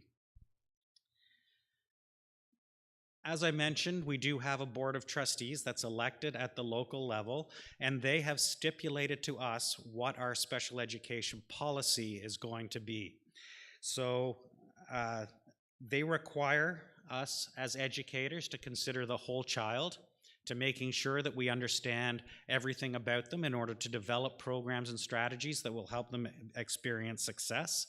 They understand that every student has strengths and needs and charge us with the responsibility of determining what those strengths and needs are, as well as building programs that capitalize on the students' strengths in a way that helps bring them to a position of experience success. We also know, and I opened up the comments and the other speakers have talked about it, the importance of community, the importance of parents and caregivers. The Board of Trustees has recognized that we are obligated to include parents and caregivers in supporting students as well, because we know that when parents and caregivers and the student and the school district and teacher come together as one, that puts the student in the best position of experiencing success across the education system. And I think critically important as well in our district, our Board of Trustees has recognized the importance of quality professional learning for educators in particular. And at the district level, we work hard to make sure that we're providing those opportunities for educators to enhance their skills and develop their competencies in meeting the needs of learners, particularly in relation to basic academic skills. So I mentioned overall learning for all, and I'm going to go into these in a little bit more detail as we go. But we also have been working very much on combining learning for all along with culturally relevant and responsive pedagogy and the 6 threads of inclusive design. So I'm going to talk a little bit about those and about how we are approaching these key frameworks in supporting students in our district, and particular students who are struggling with basic academic skills. So Learning for All was a key document, came out I believe in 2013. And it requires that we use high-yield strategies of universal design for learning. Hopefully, I'll try not to slip into the use of acronyms, but these come very easily for educators, and referring to UDL and differentiated instruction in DI, as well as using a culturally responsive and relevant pedagogical approach, or CRRP, and of course the tiered approach to intervention, which we saw so much in so much of the documentation that was provided by the other speakers as well. But when we think about universal design for learning, it comes from the field of architecture, and we think about building systems that end up supporting all students. So if you think about sidewalks in particular and how they dip down at the road and dip down on the other side, so people in wheelchairs will be able to, people who use wheelchairs to navigate the world can get off the sidewalk, cross the road, and back up on the sidewalk. That approach actually helps so many more people, because it helps my dad, who's 86, soon to be 87, and he has a hard time navigating those steps. It helps families who are pushing children in strollers to be able to navigate their world as well. So by applying that to the education setting, what are we going to do to create those ramps for students who need additional support and services in their educational programming?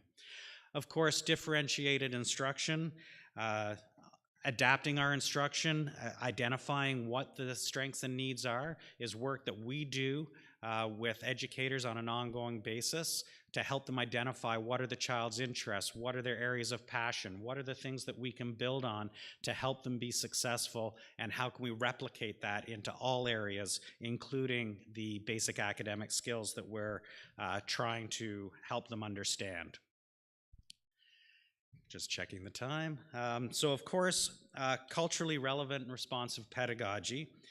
So it's a brain-based strategy, learning strategy, that we are working hard to get truly embedded in all of our classrooms. Certainly an expectation.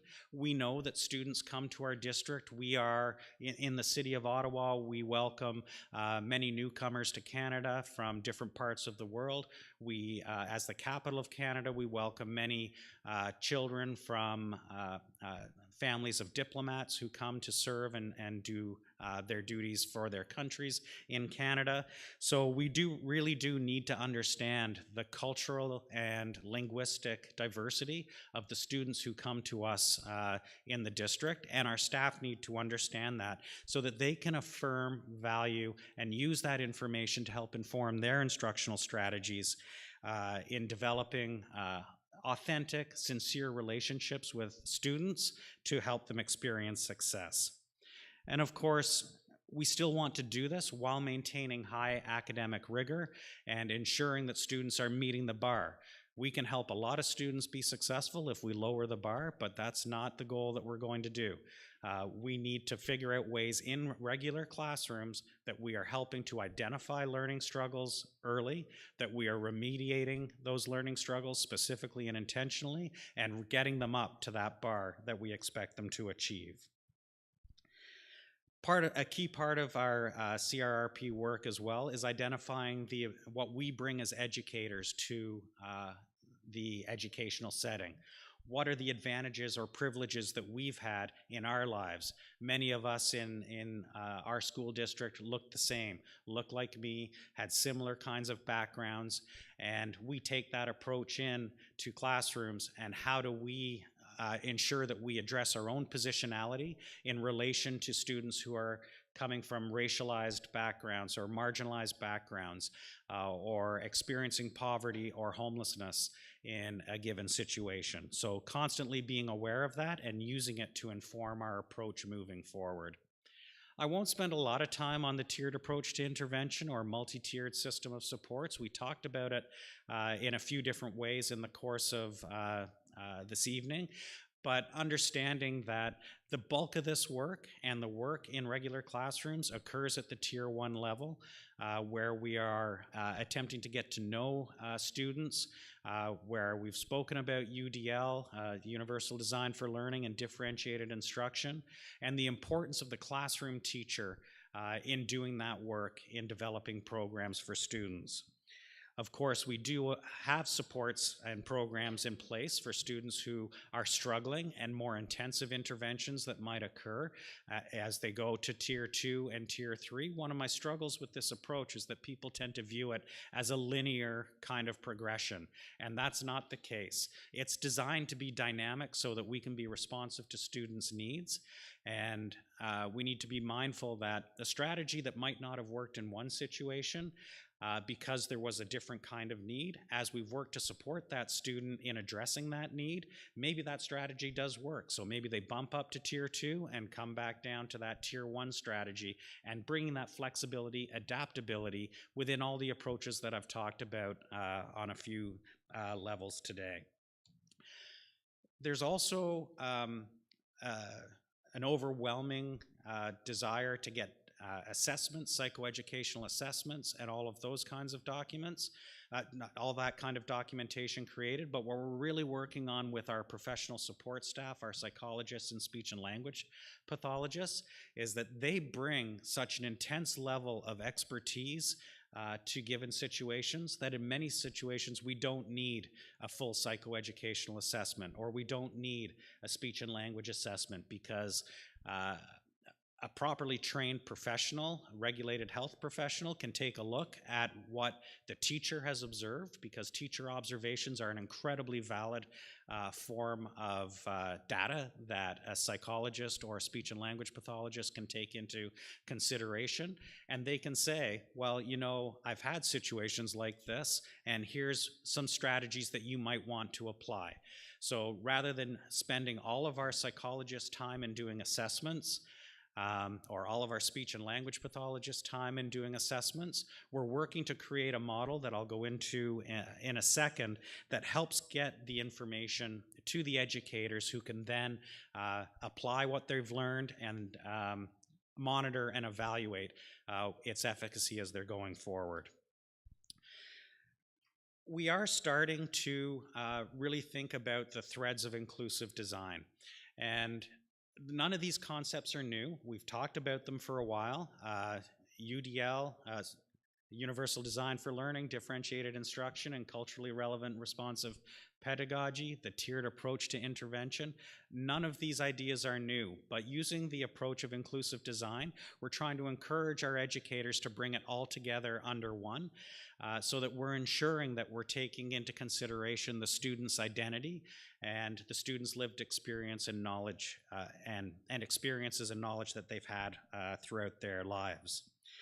It's also rooted very deeply in an anti-oppressive and human rights approach that we are encouraging every staff to constantly examine the systems and structures that are in place. We are currently undertaking, and this will be a little bit premature to share, but I'll share it anyway because I feel like we have a good relationship going on right now. But we are in the process of doing some identity-based data collection.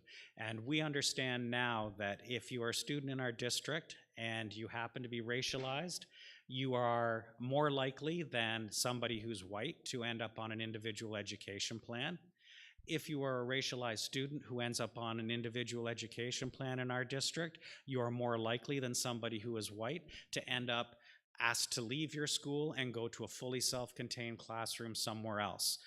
So we are kind of really digging deep in our own district to understand what are the systemic things that we have going on that are disproportionately impacting learners within our district. And we think taking the inclusive design approach will help counter some of the things that are going on with respect to the systemic barriers and oppression that occurs in our district currently.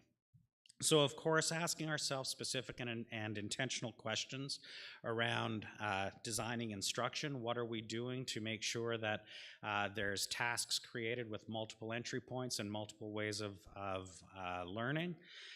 Making sure that students are actively engaged. We know that engagement is a critical factor in student success overall. So what are their particular interests? What are their particular passions? And how can we include those and take a strengths-based or asset-based approach to helping students experience success? Of course, we expect educators to monitor any steps that they're taking. We need to ensure that what we are doing is having a positive impact.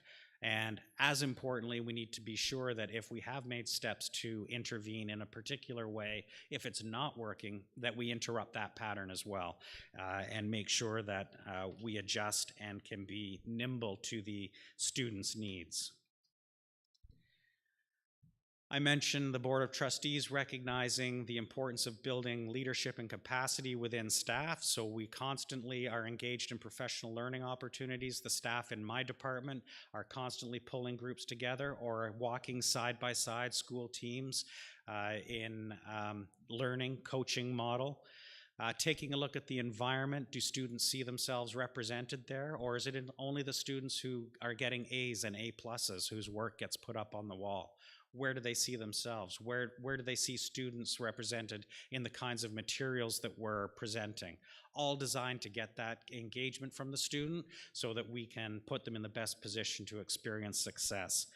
And I did already mention the importance of community, family, elders, and engaging parents in this work alongside us.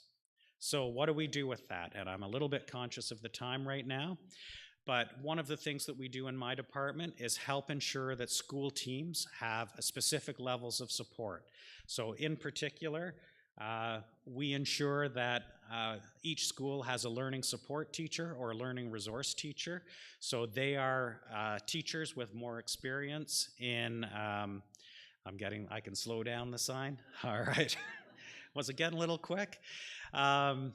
So the learning support and learning resource teachers are teachers who have additional training and qualifications in special education that classroom educators can call on for additional support and ideas on how to address somebody, for example, with somebody who's struggling with reading or with writing or with math and so on. There are a variety of other people, and we do mirror kinds of things between our elementary system, which is kindergarten through grade 8, and our secondary system, which is grades 9 to 12. I did put, or 21 years. We do have 2 specialized schools in Ottawa Carleton for students with profound developmental disabilities, high physical disabilities, medical fragility, and those kinds of things.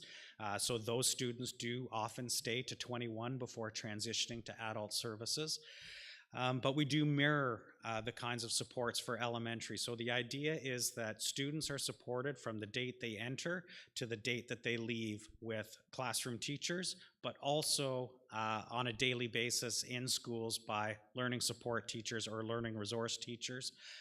And of course, educational assistants as paraprofessionals are key in helping our students experiencing success. Along with that, how I'm struggling. There we go. Along with that, we do have a whole host of central or district supports. We have created structures where we have multidisciplinary teams to come together, and I mentioned a couple of them, but each school has assigned to it a multidisciplinary team. It's not full-time support, but it's regular and consistent support, and that multidisciplinary team will have a psychologist, a social worker, a speech and language pathologist. They'll have a member of our department who's called a learning support consultant, but they are educators with high levels of special education training and experience. And that core group of people is there to help educators when they are trying to figure out how to help a student at the classroom level. They can go to the school-based support team. Things are still struggling, then they can access the multidisciplinary team and get additional ideas and strategies to try to help support learners in the classrooms so that we can address those challenges and the struggles of acquiring basic academic skills long before they become problematic for the student. We are also a large and complex district. We are one of 72 districts in the province of Ontario. We're among the largest in the province, and we have lots of departments that are off doing different things. And we work together intentionally cross-departmentally to ensure that we're providing an aligned and consistent message for our educators. So the department that I'm involved with is Learning Support Services, Special Education, and Mental Health and Well-Being. But our partners in Program and Learning, or curriculum, are very much working on supporting early literacy instruction, looking at the science of reading, looking at what are the tier 1 strategies that we would hope that every educator in our system is applying for those early years, because we know if we can get the reading done, that's the biggest indicator of their success long term, and that many students require specific systematic instruction in learning how to read so that they can get through their early years and shift from learning to read to reading to learn. We also work with our program and learning department. We are engaged in a process around de-streaming. Started in grade 9 with math. So now there is a new provincial curriculum, a de-streamed grade 9 curriculum that doesn't see us channeling kids at 13, 14 years of age, because what we found is that if you choose the applied pathway, which was intended to be a college pathway versus a university pathway, that's not being successful for students. Students aren't leaving that pathway and going to college. What we're finding is that students in our academic pathway are having a choice between universities or colleges. So by de-streaming, we're delaying those decisions so that students can become more aware and families can be more aware of what their options are as they age before the system does it to them. So trying to interrupt that. We have areas of expertise in special education. Our program and learning department has areas of expertise in curriculum, and our Indigenous education team is working hard to help us develop ways to support Indigenous students in our district in experiencing success. equity team, interrupting those systemic barriers that are disproportionately impacting students in our district as well. So really trying to work all together so that we can bring it all together and in the end ensure that we have an inclusive system for students that ensures their success in acquiring basic academic literacy skills, but also leading to the options that they deserve to have upon leaving our system. So I apologize for speaking so quickly in the middle, but hopefully we were able to get through that, and I appreciate the opportunity to be able to share with you this afternoon.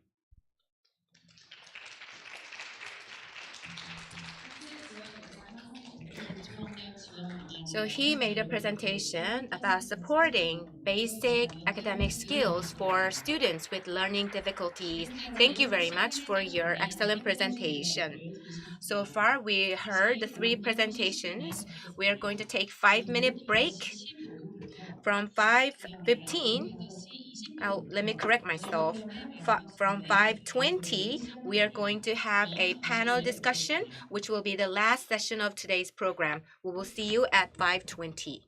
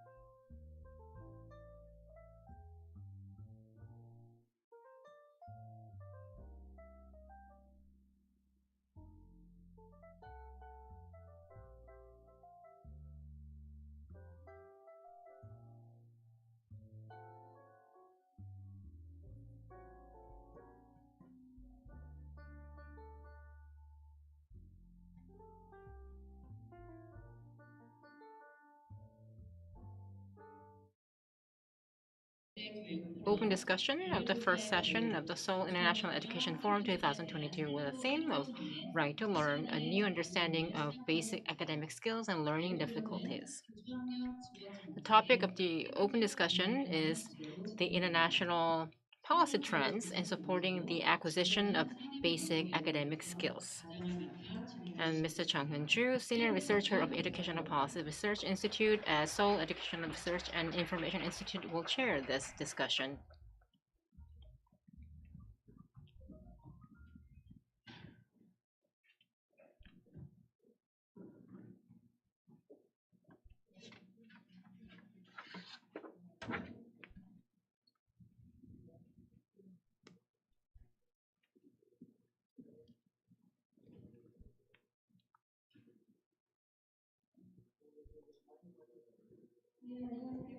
Ladies and gentlemen, and now we will start the open discussion on the international policy trends in supporting the acquisition of basic academic skills. I'm Chung Eun-ju, Senior Researcher of Educational Policy Research Institute, and I'll chair this discussion. And we had an honor to listen to the special lectures and presentations delivered by international experts. So I suppose you have acknowledged the fact that there are differences in policies and political policy approaches towards the education in different countries. Perhaps we can do the deep dive and learn more about these differences in detail. We are a little bit running behind, but I suppose we should take enough time to observe all the insight these experts are going to share with us. We have Professor Yuto Kitamura of Tokyo University. And we have Professor Teo Tang Wee of NIE. And we have Superintendent Peter Simmons of Learning Support Services at Ottawa Carleton District School Board. And they have done such a great job of presenting what they have to deliver, but also they are invited to take part in this open discussion. We have a lot of comments and questions coming in through our YouTube channel. So I'll make sure that I have collected the questions based upon the comments that we have gotten so far via the YouTube channel. And if you do have time to make comments and questions now using our YouTube channel. So I have a question to Professor Yuto Kitamura. When I see your presentation, the ensuring right to learn is our responsibility. That was very impressive to me. Due to the COVID-19 pandemic, the problems the Japanese society is experiencing are similar to what we went through in Korea. So regarding the guarantee of basic academic skills for Japanese students, what kind of policies are you trying to implement to ensure and guarantee the basic academic skills for students in Japan? Okay, thank you. Thank you very much for the questions. And then, yes, I assume you have been going through quite similar experiences in Korea as we had in Japan. And in Japan, I mean, there are several issues we have to think of. I mean, first, particularly focusing on the basic academic skills, which you cannot just teach online. You have to bring the students to the schools. That was the first issue we really discussed. I mean, particularly those students in the primary level. For the lower secondary and upper secondary, those students in the secondary levels, they can deal with the digital devices by themselves to some extent, although there are some differences between the students from different socioeconomic backgrounds. But still, the government and the many districts try to provide an online platform to teach, to learn, to study by themselves. However, the primary school students, they really need help to study, and then they are the ones who really acquire the basic academic skills, and then they found, cultivating the really foundational skills. So that was the big concern for us: how to bring how to provide opportunities, learning opportunities to the primary school students, but the government really decided to close the schools for nearly 3 months, and it really affected to the students, particularly in the lower graders, because they feel very uncomfortable coming to school, first, and the second, you always wear the masks, and you can really see the faces of teachers, so it's so difficult, and then we still are having these difficulties. So in fact, to be honest, we don't have any special, panacea to solve these problems. But just making sure that we have more attention on the lower graders. That's probably one approach we have been continuously doing for this problem. Thank you. Thank you very much. You talked about the issue of wearing a mask. Since students are wearing masks and also teachers are wearing masks, lower grade students cannot pronounce words very well, and also they have serious problem with transcription. So they cannot write down words very well because they cannot hear well from teachers who are wearing masks.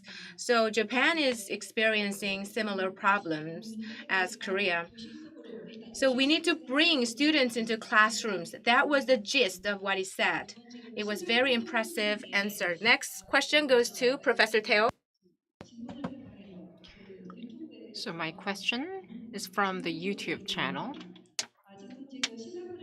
So in Singapore, in the secondary level, so you are going to do SBB, it's going to be adopted. So when it comes to evaluation, so I'm not quite sure if how welcome that would be to parents and students. So in in Singaporean society, do you think this is going to be possible for parents and students to adopt this SBB? Okay, I think there are two questions here. So the first one is about assessment. Well, the assessment still remains unchanged because if you recall, G1 is equivalent to normal technical, G2 is equivalent to normal acad, G3 is equivalent to express, right? So in terms of the examination, the students will still take the examinations accordingly. So they could be taking an exam that is a G2 for math, but for science, the child could be taking a G3 for science. So the exams structure-wise remains unchanged. The only difference is to the experience of this child is that I get to learn something at a higher level with more sophisticated content for the subject that I am good at. And for a subject that I'm not so good at, I learn the content at a foundational, easier level and take an relatively easier exam. Okay. The second question has to do with, is this implementable in Korea? I think it's implementable in any system. The only limitation, if you will, is in terms of the creativity of the person who is doing timetabling, right? So for many years, we have been doing mass schooling. We stream people for, convenience. It's for convenience. But it doesn't address the different needs of students for different areas, right? So a child could be very good in music, but not so good in science. But because the child is in the express stream, the child goes through everything at the express level, right? So this is currently what is happening in our education system. And I speak from the experience of a teacher who has once taught in a very good school for gifted math and science students. The students came to that particular school because they are very good in math and science. So I thought they are good in all math and science subjects, but I was wrong. I have students who are good in physics, not good in chemistry, good in biology, not good in math. So they can be so diverse to the extent at the different subject level. So now, in order to fully implement SPB, the main thing is to have schools be very flexible and creative in terms of how they do timetabling. I think that is the only limiting factor. Yeah. Thank you.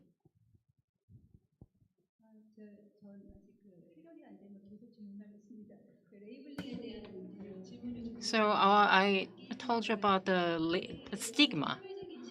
And when it comes to the social stigma, so let's say I have some shortcomings, but if that is stigmatized in society, if you are labeled, then perhaps, let's say you are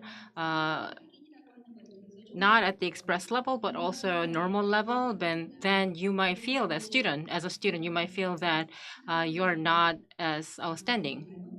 So that type of distinction, do you think that's well received in Singaporean society?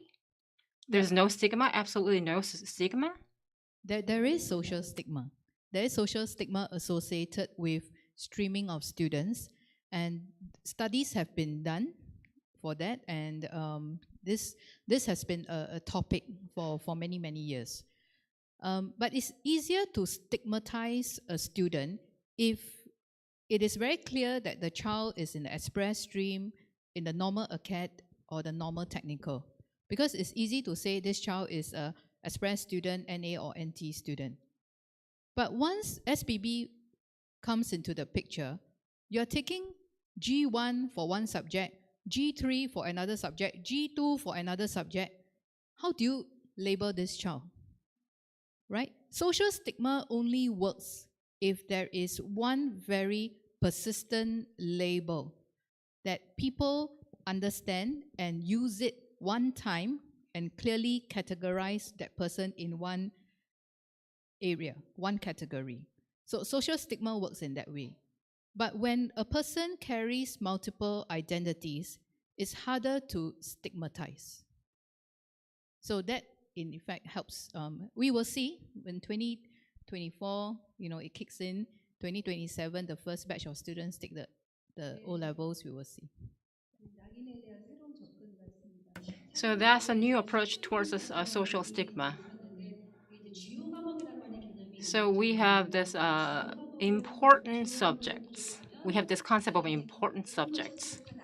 So those students who are coming short on those important subjects, they are labeled as not so good students. So that type of stigmatization is in place. So I suppose on that note, we're not doing well because, as she said, there are students who can be good at math and who are not so good at science and so on. So I think the stigmatization can be lifted if we move towards a system like SPB. My question goes to Mr. Simmons. You talked about academic skills development philosophy. So social justification is important when you provide academic skills development support.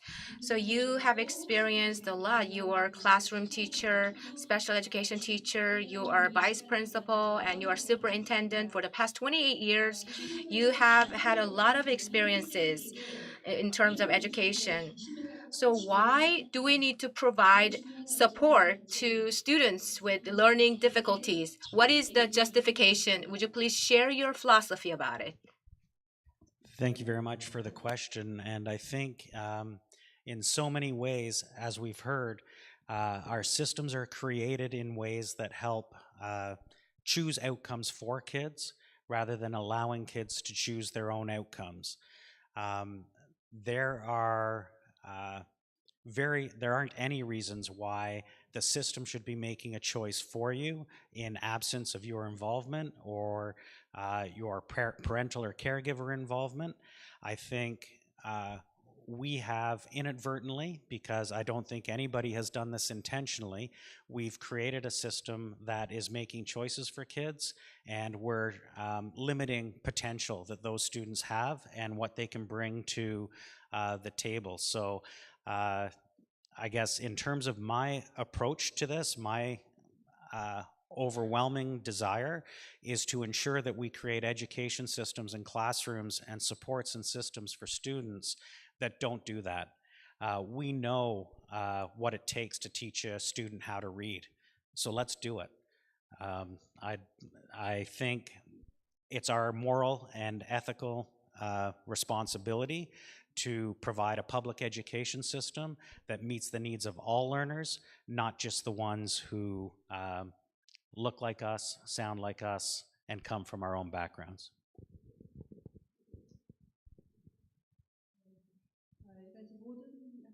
Thank you very much.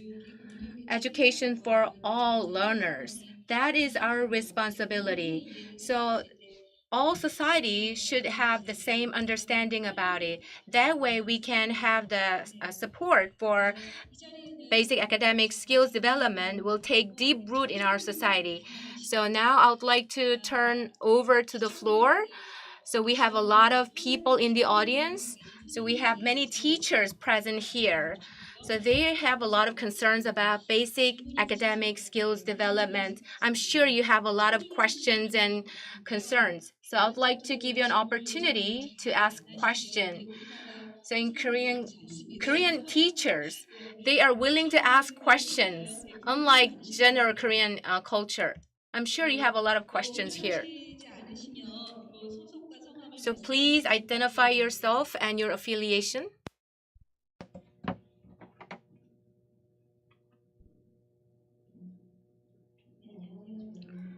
Hello, I'm Yoon Seung-hee, teacher at Hanesup School. So I don't recall your name, but I have a question towards the gentleman from Canada. In your system, there was a student success teacher. So the Korean translation is a teacher who supports who drop out. So dropout means those students who fail to advance to upper level. So at each school has those student success teachers. So what is their role specifically? Thank you very much for the question. The province of Ontario provided funding several years ago for student success teachers. They were initially assigned for students in grades 9 through 12, so our secondary system, and it subsequently expanded to include intermediate, so grade 7 and 8 schools got some portion of an intermediate student success teacher. So their specific role is to intervene before students get to the point of dropping out, to identify areas where students have disengaged from their learning, because we know that that is a huge predictive factor of a student's likelihood of dropping out. They engage in working with classroom teachers to help support credit accumulation at high school and credit recovery at high school, so that students can maintain their trajectory towards the Ontario diploma upon completion of our school system. Sorry.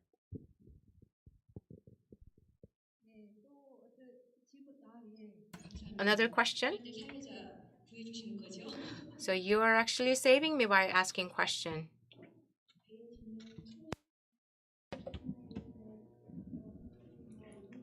I'm Bang Miran from Chungnam. So I have a question to the professor from Japan. Our educational system is quite different in comparison to what happened 5 decades ago. And our responses obviously have to change, as you said. Would you please sort of share the details with us? Thank you. Okay, thank you. Thank you very much. Yes, I mean, the education is very responsive to the social changes. So, although we may look like teaching same thing, as we have been doing, but actually, we have been always making some changes. But what is very challenging today is that the pace of change is so much accelerated, the pace of change is very fast. So what we study at school may not be valid 5 years later, 5 or 10 years later. Okay, so you cannot really teach a set of knowledge or a set of skills which can last many, many years. So we have to really support students to acquire the way they learn by themselves. So we really have to support the students be very autonomous, to become autonomous learners. So that's the challenging part. So we cannot just expect students to memorize the textbooks and then, do the mechanically, answering the questions on the test. Because there are questions which may not have any definite answers today. So we have to encourage students to be very curious about what is happening in society, what is very needed for them, and then they have to be very motivated to learn. So during the time of the COVID, the one word is becoming very popular and then this is even actually started happening before the COVID. I mean, the Ministry of Education of Japan has been emphasizing the word, which is like, in English, how should I say, like personalizing the learning experiences and then giving more, meeting the individual needs, okay? So because each students have different interests and then different way of learning, so we have to really personalize their learning experiences. But many people have misunderstood this concept by making the learning experience in more efficient and effective ways. So particularly those people who are really interested in introducing the technology into education, they think, we call edotech. Edotech is very useful to make it learning process very efficient because if you make mistake several times, the AI, for instance, artificial intelligence learn what sort of issues these students are not understanding. So you can just personalize the questions and make the process of learning very efficient and effective. However, it's just the surface of learning. It's just, mechanically, they are becoming more efficient to answer the questions, but they are not fully understanding. They are not really understanding the issues deeply. So personalizing the learning experience means, you really have to look at each student and what are their challenges and what their needs is. But, people today feel technology solve these kind of issues. So we are really discussing about this topic. But coming back to my original first statement, so we really have to encourage students to become autonomous learners. This is probably the biggest challenge for today. That's the different. I mean, of course, 50 years ago we are also thinking same thing, probably. But that was not so, people didn't feel that such a urgent need to do so because the society seems to be very stable. And then if you graduate the university, you can have a good life. That was the kind of the stereotypical image you used to have. But today, it's very uncertain. So that's probably the biggest difference. I hope I could respond to your questions. But thank you very much for raising very important question. Thank you. Professor Kitamura gave an answer at a macro level. I think he has a macro view. He also mentioned sustainability for education. So basic academic skills development should be looked at a macro level, not at a narrow view. Now here we have policy officers from the Seoul Metropolitan Office of Education. We have a policy bureau head here and many others. Of course, you have a question, I believe.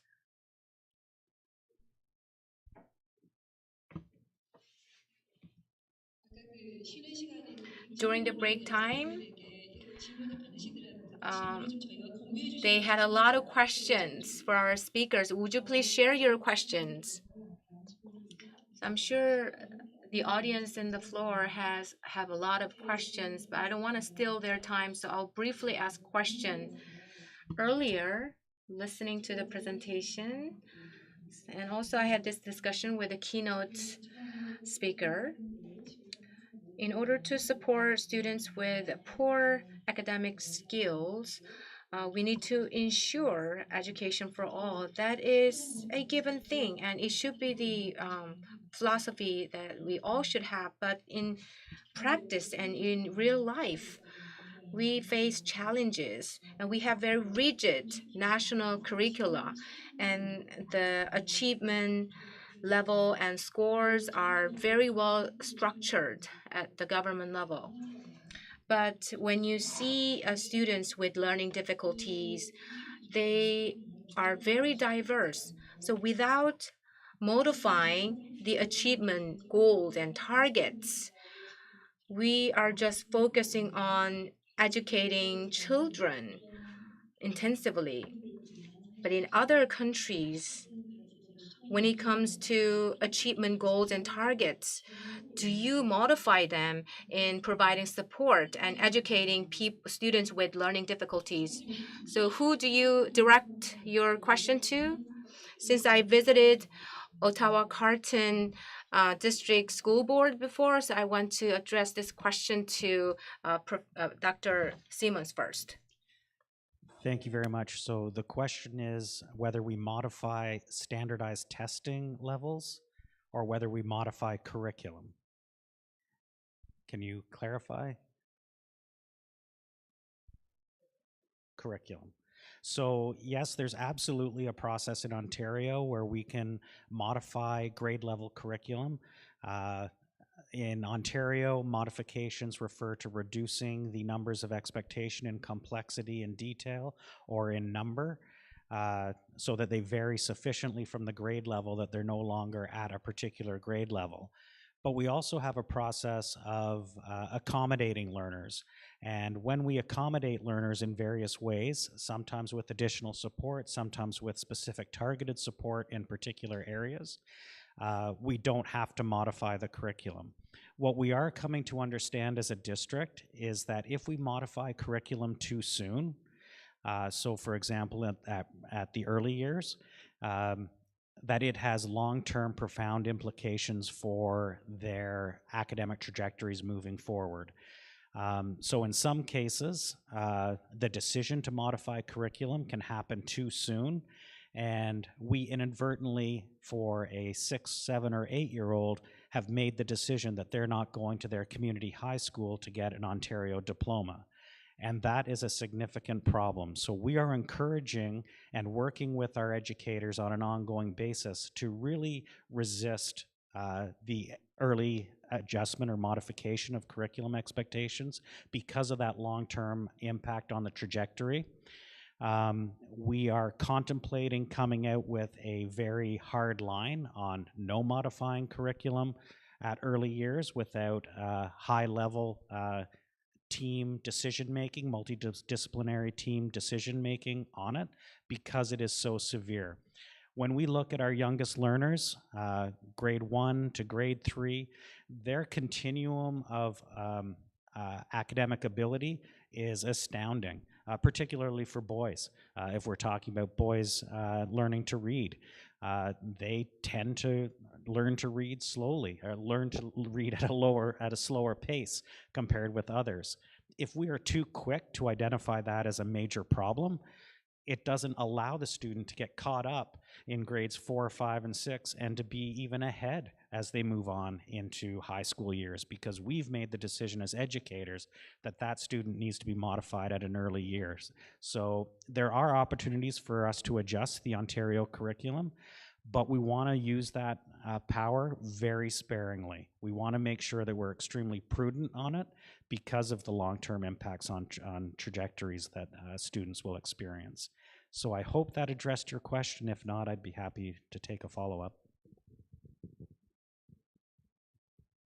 Okay, so on the topic of modifying the curriculum, let me address it more from the institutional or policy level. There are different differences in the kind of curriculum that students can choose from. So at the secondary level, I mentioned about the full SBB, but at the primary school level, something which I didn't mention in my presentation, that there is a foundational as well as a standard curriculum.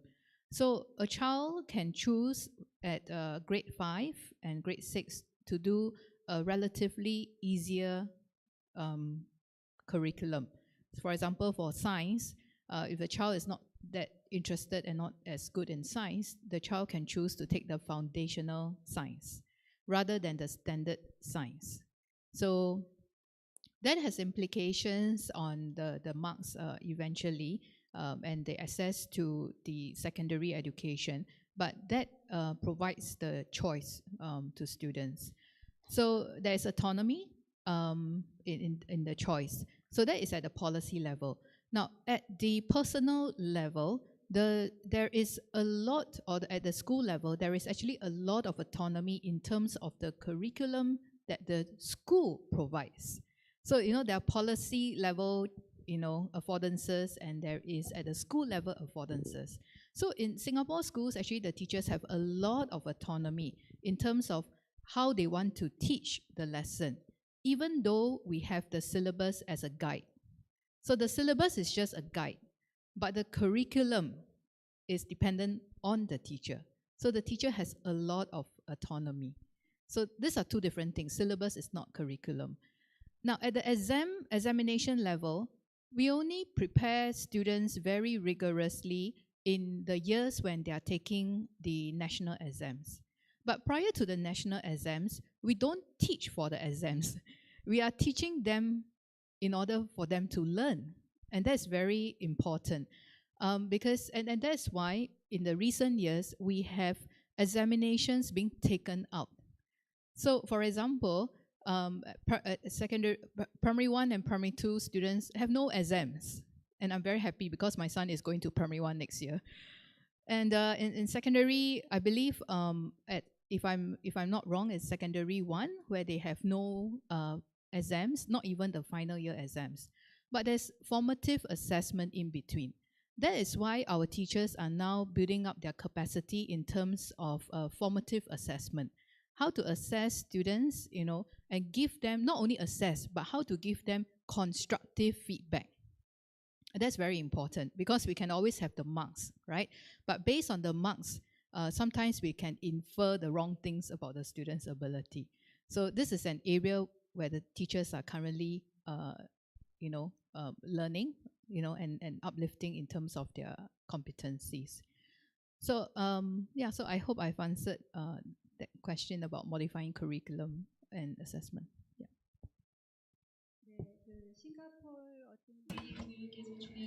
In Singapore, so what are the foundations for education there? Autonomy and diversity. They are the two key foundations for education in Singapore. That's what I felt and learned. Thank you very much. We have one question from an online participant on YouTube. The question goes to Professor Kitamura. This person looked at the booklet, your presentation slides, supporting basic academic skills development. So your presentation slides actually highlighted importance of cooperation and engagement with communities. So how we can engage communities to maximize the support for basic academic skills development. What is your take on that? Thank you very much. I think particularly for those students who have learning difficulties, single teacher in one classroom cannot really deal with fully. So you really need to do several different approaches. First, co-teaching or team teaching. You need an additional teacher to help. That's probably very important. And we've been doing this. And then we try to increase the number of support teachers in each classroom. That's a government policy as well. There's another thing. I've been a member of the Board of Education of the Tokyo Metropolitan Government. And then in Tokyo, for instance, we have established a foundation to provide to keep the pool of people who can help schools. So this foundation has a registration system for the community people to register them. They register their information and then what sort of areas they can work with the school. And then, in fact, many of the registered people are retired teachers. I mean, they are sort of a good position to help schools. So these teachers, we have the registration for, we have the list of these, not only retired teachers, but of course, many other community people as well. But many of them are, in fact, retired teachers. So we look at this list and then try to, allocate these people to the schools which have certain needs for supporting particularly the students with the learning difficulties. But also various other things as well. I mentioned about extracurricular activities because Japanese teachers are so busy for dealing with extracurricular activities. So some of the community people registered. We asked them to go to schools to help extracurricular activities and some other activities as well. So these are the kind of the system we have created. Thank you. I hope I responded.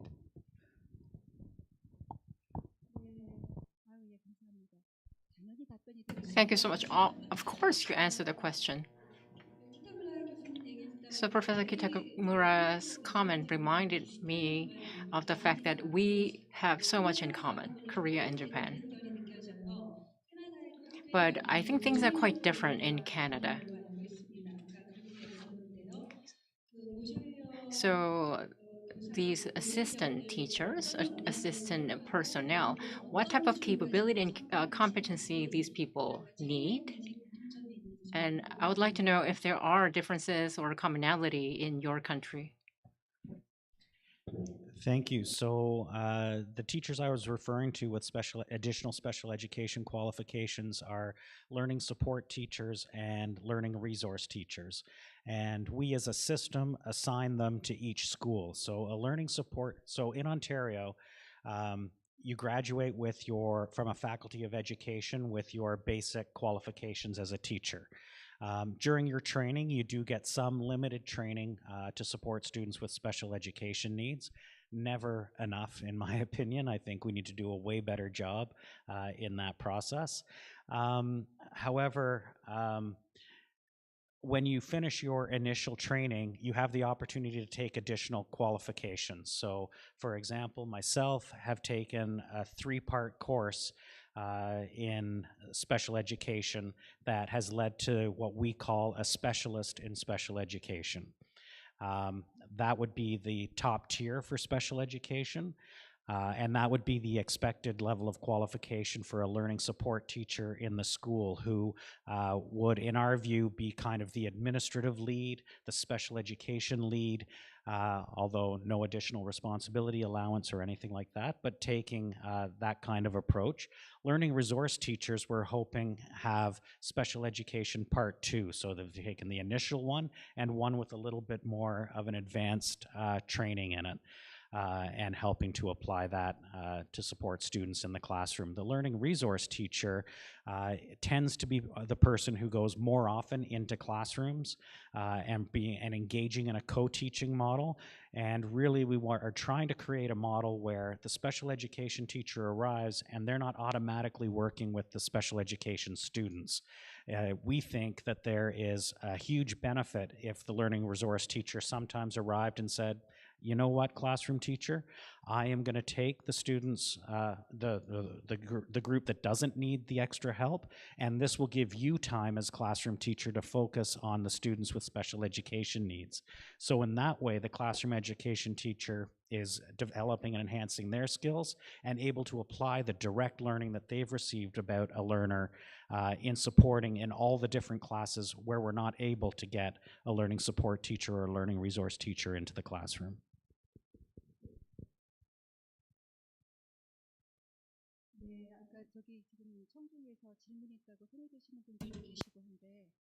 So I see some of you raising your hands, but we are running out of time. And I initially said that we were running out of time by 10 minutes and there was no big deal, but I should correct myself. 10 minutes is indeed a big deal. So I would like to ask these panelists about the importance of teachers and also the efficacy of teachers and how you stimulate teachers to have higher efficacy. I suppose we need to have a separate forum to discuss all those topics. So we will have to move on, unfortunately. With that, I would like to conclude my open discussion, and I would like to thank our panelists who have shared what is happening in their countries. So thank you so much, ladies and gentlemen.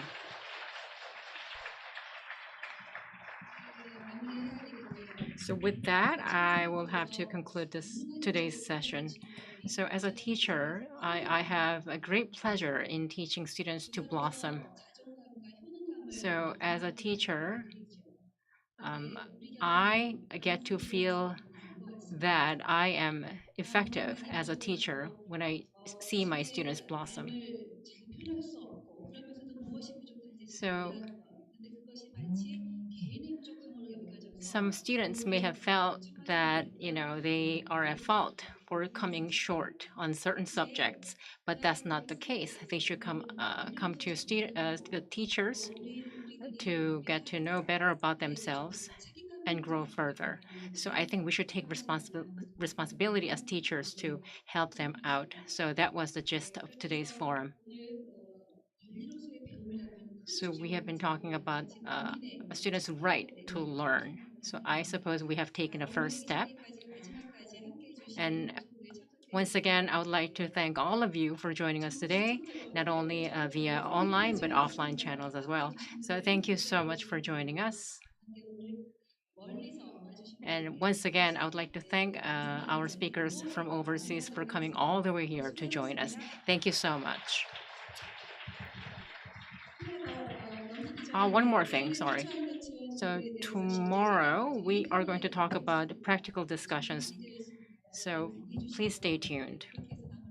With that, I now really conclude this session.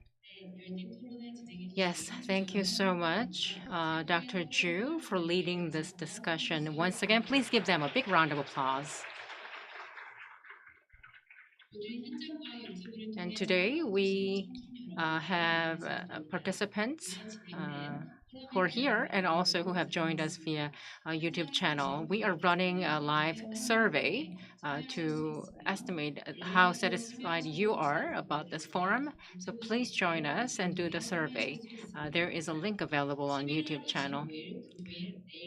So tomorrow at 3 o'clock, we are going to have the second session. So the second session is going to be about case studies in relation to basic academic skills. And we are also going to have another round of open discussion.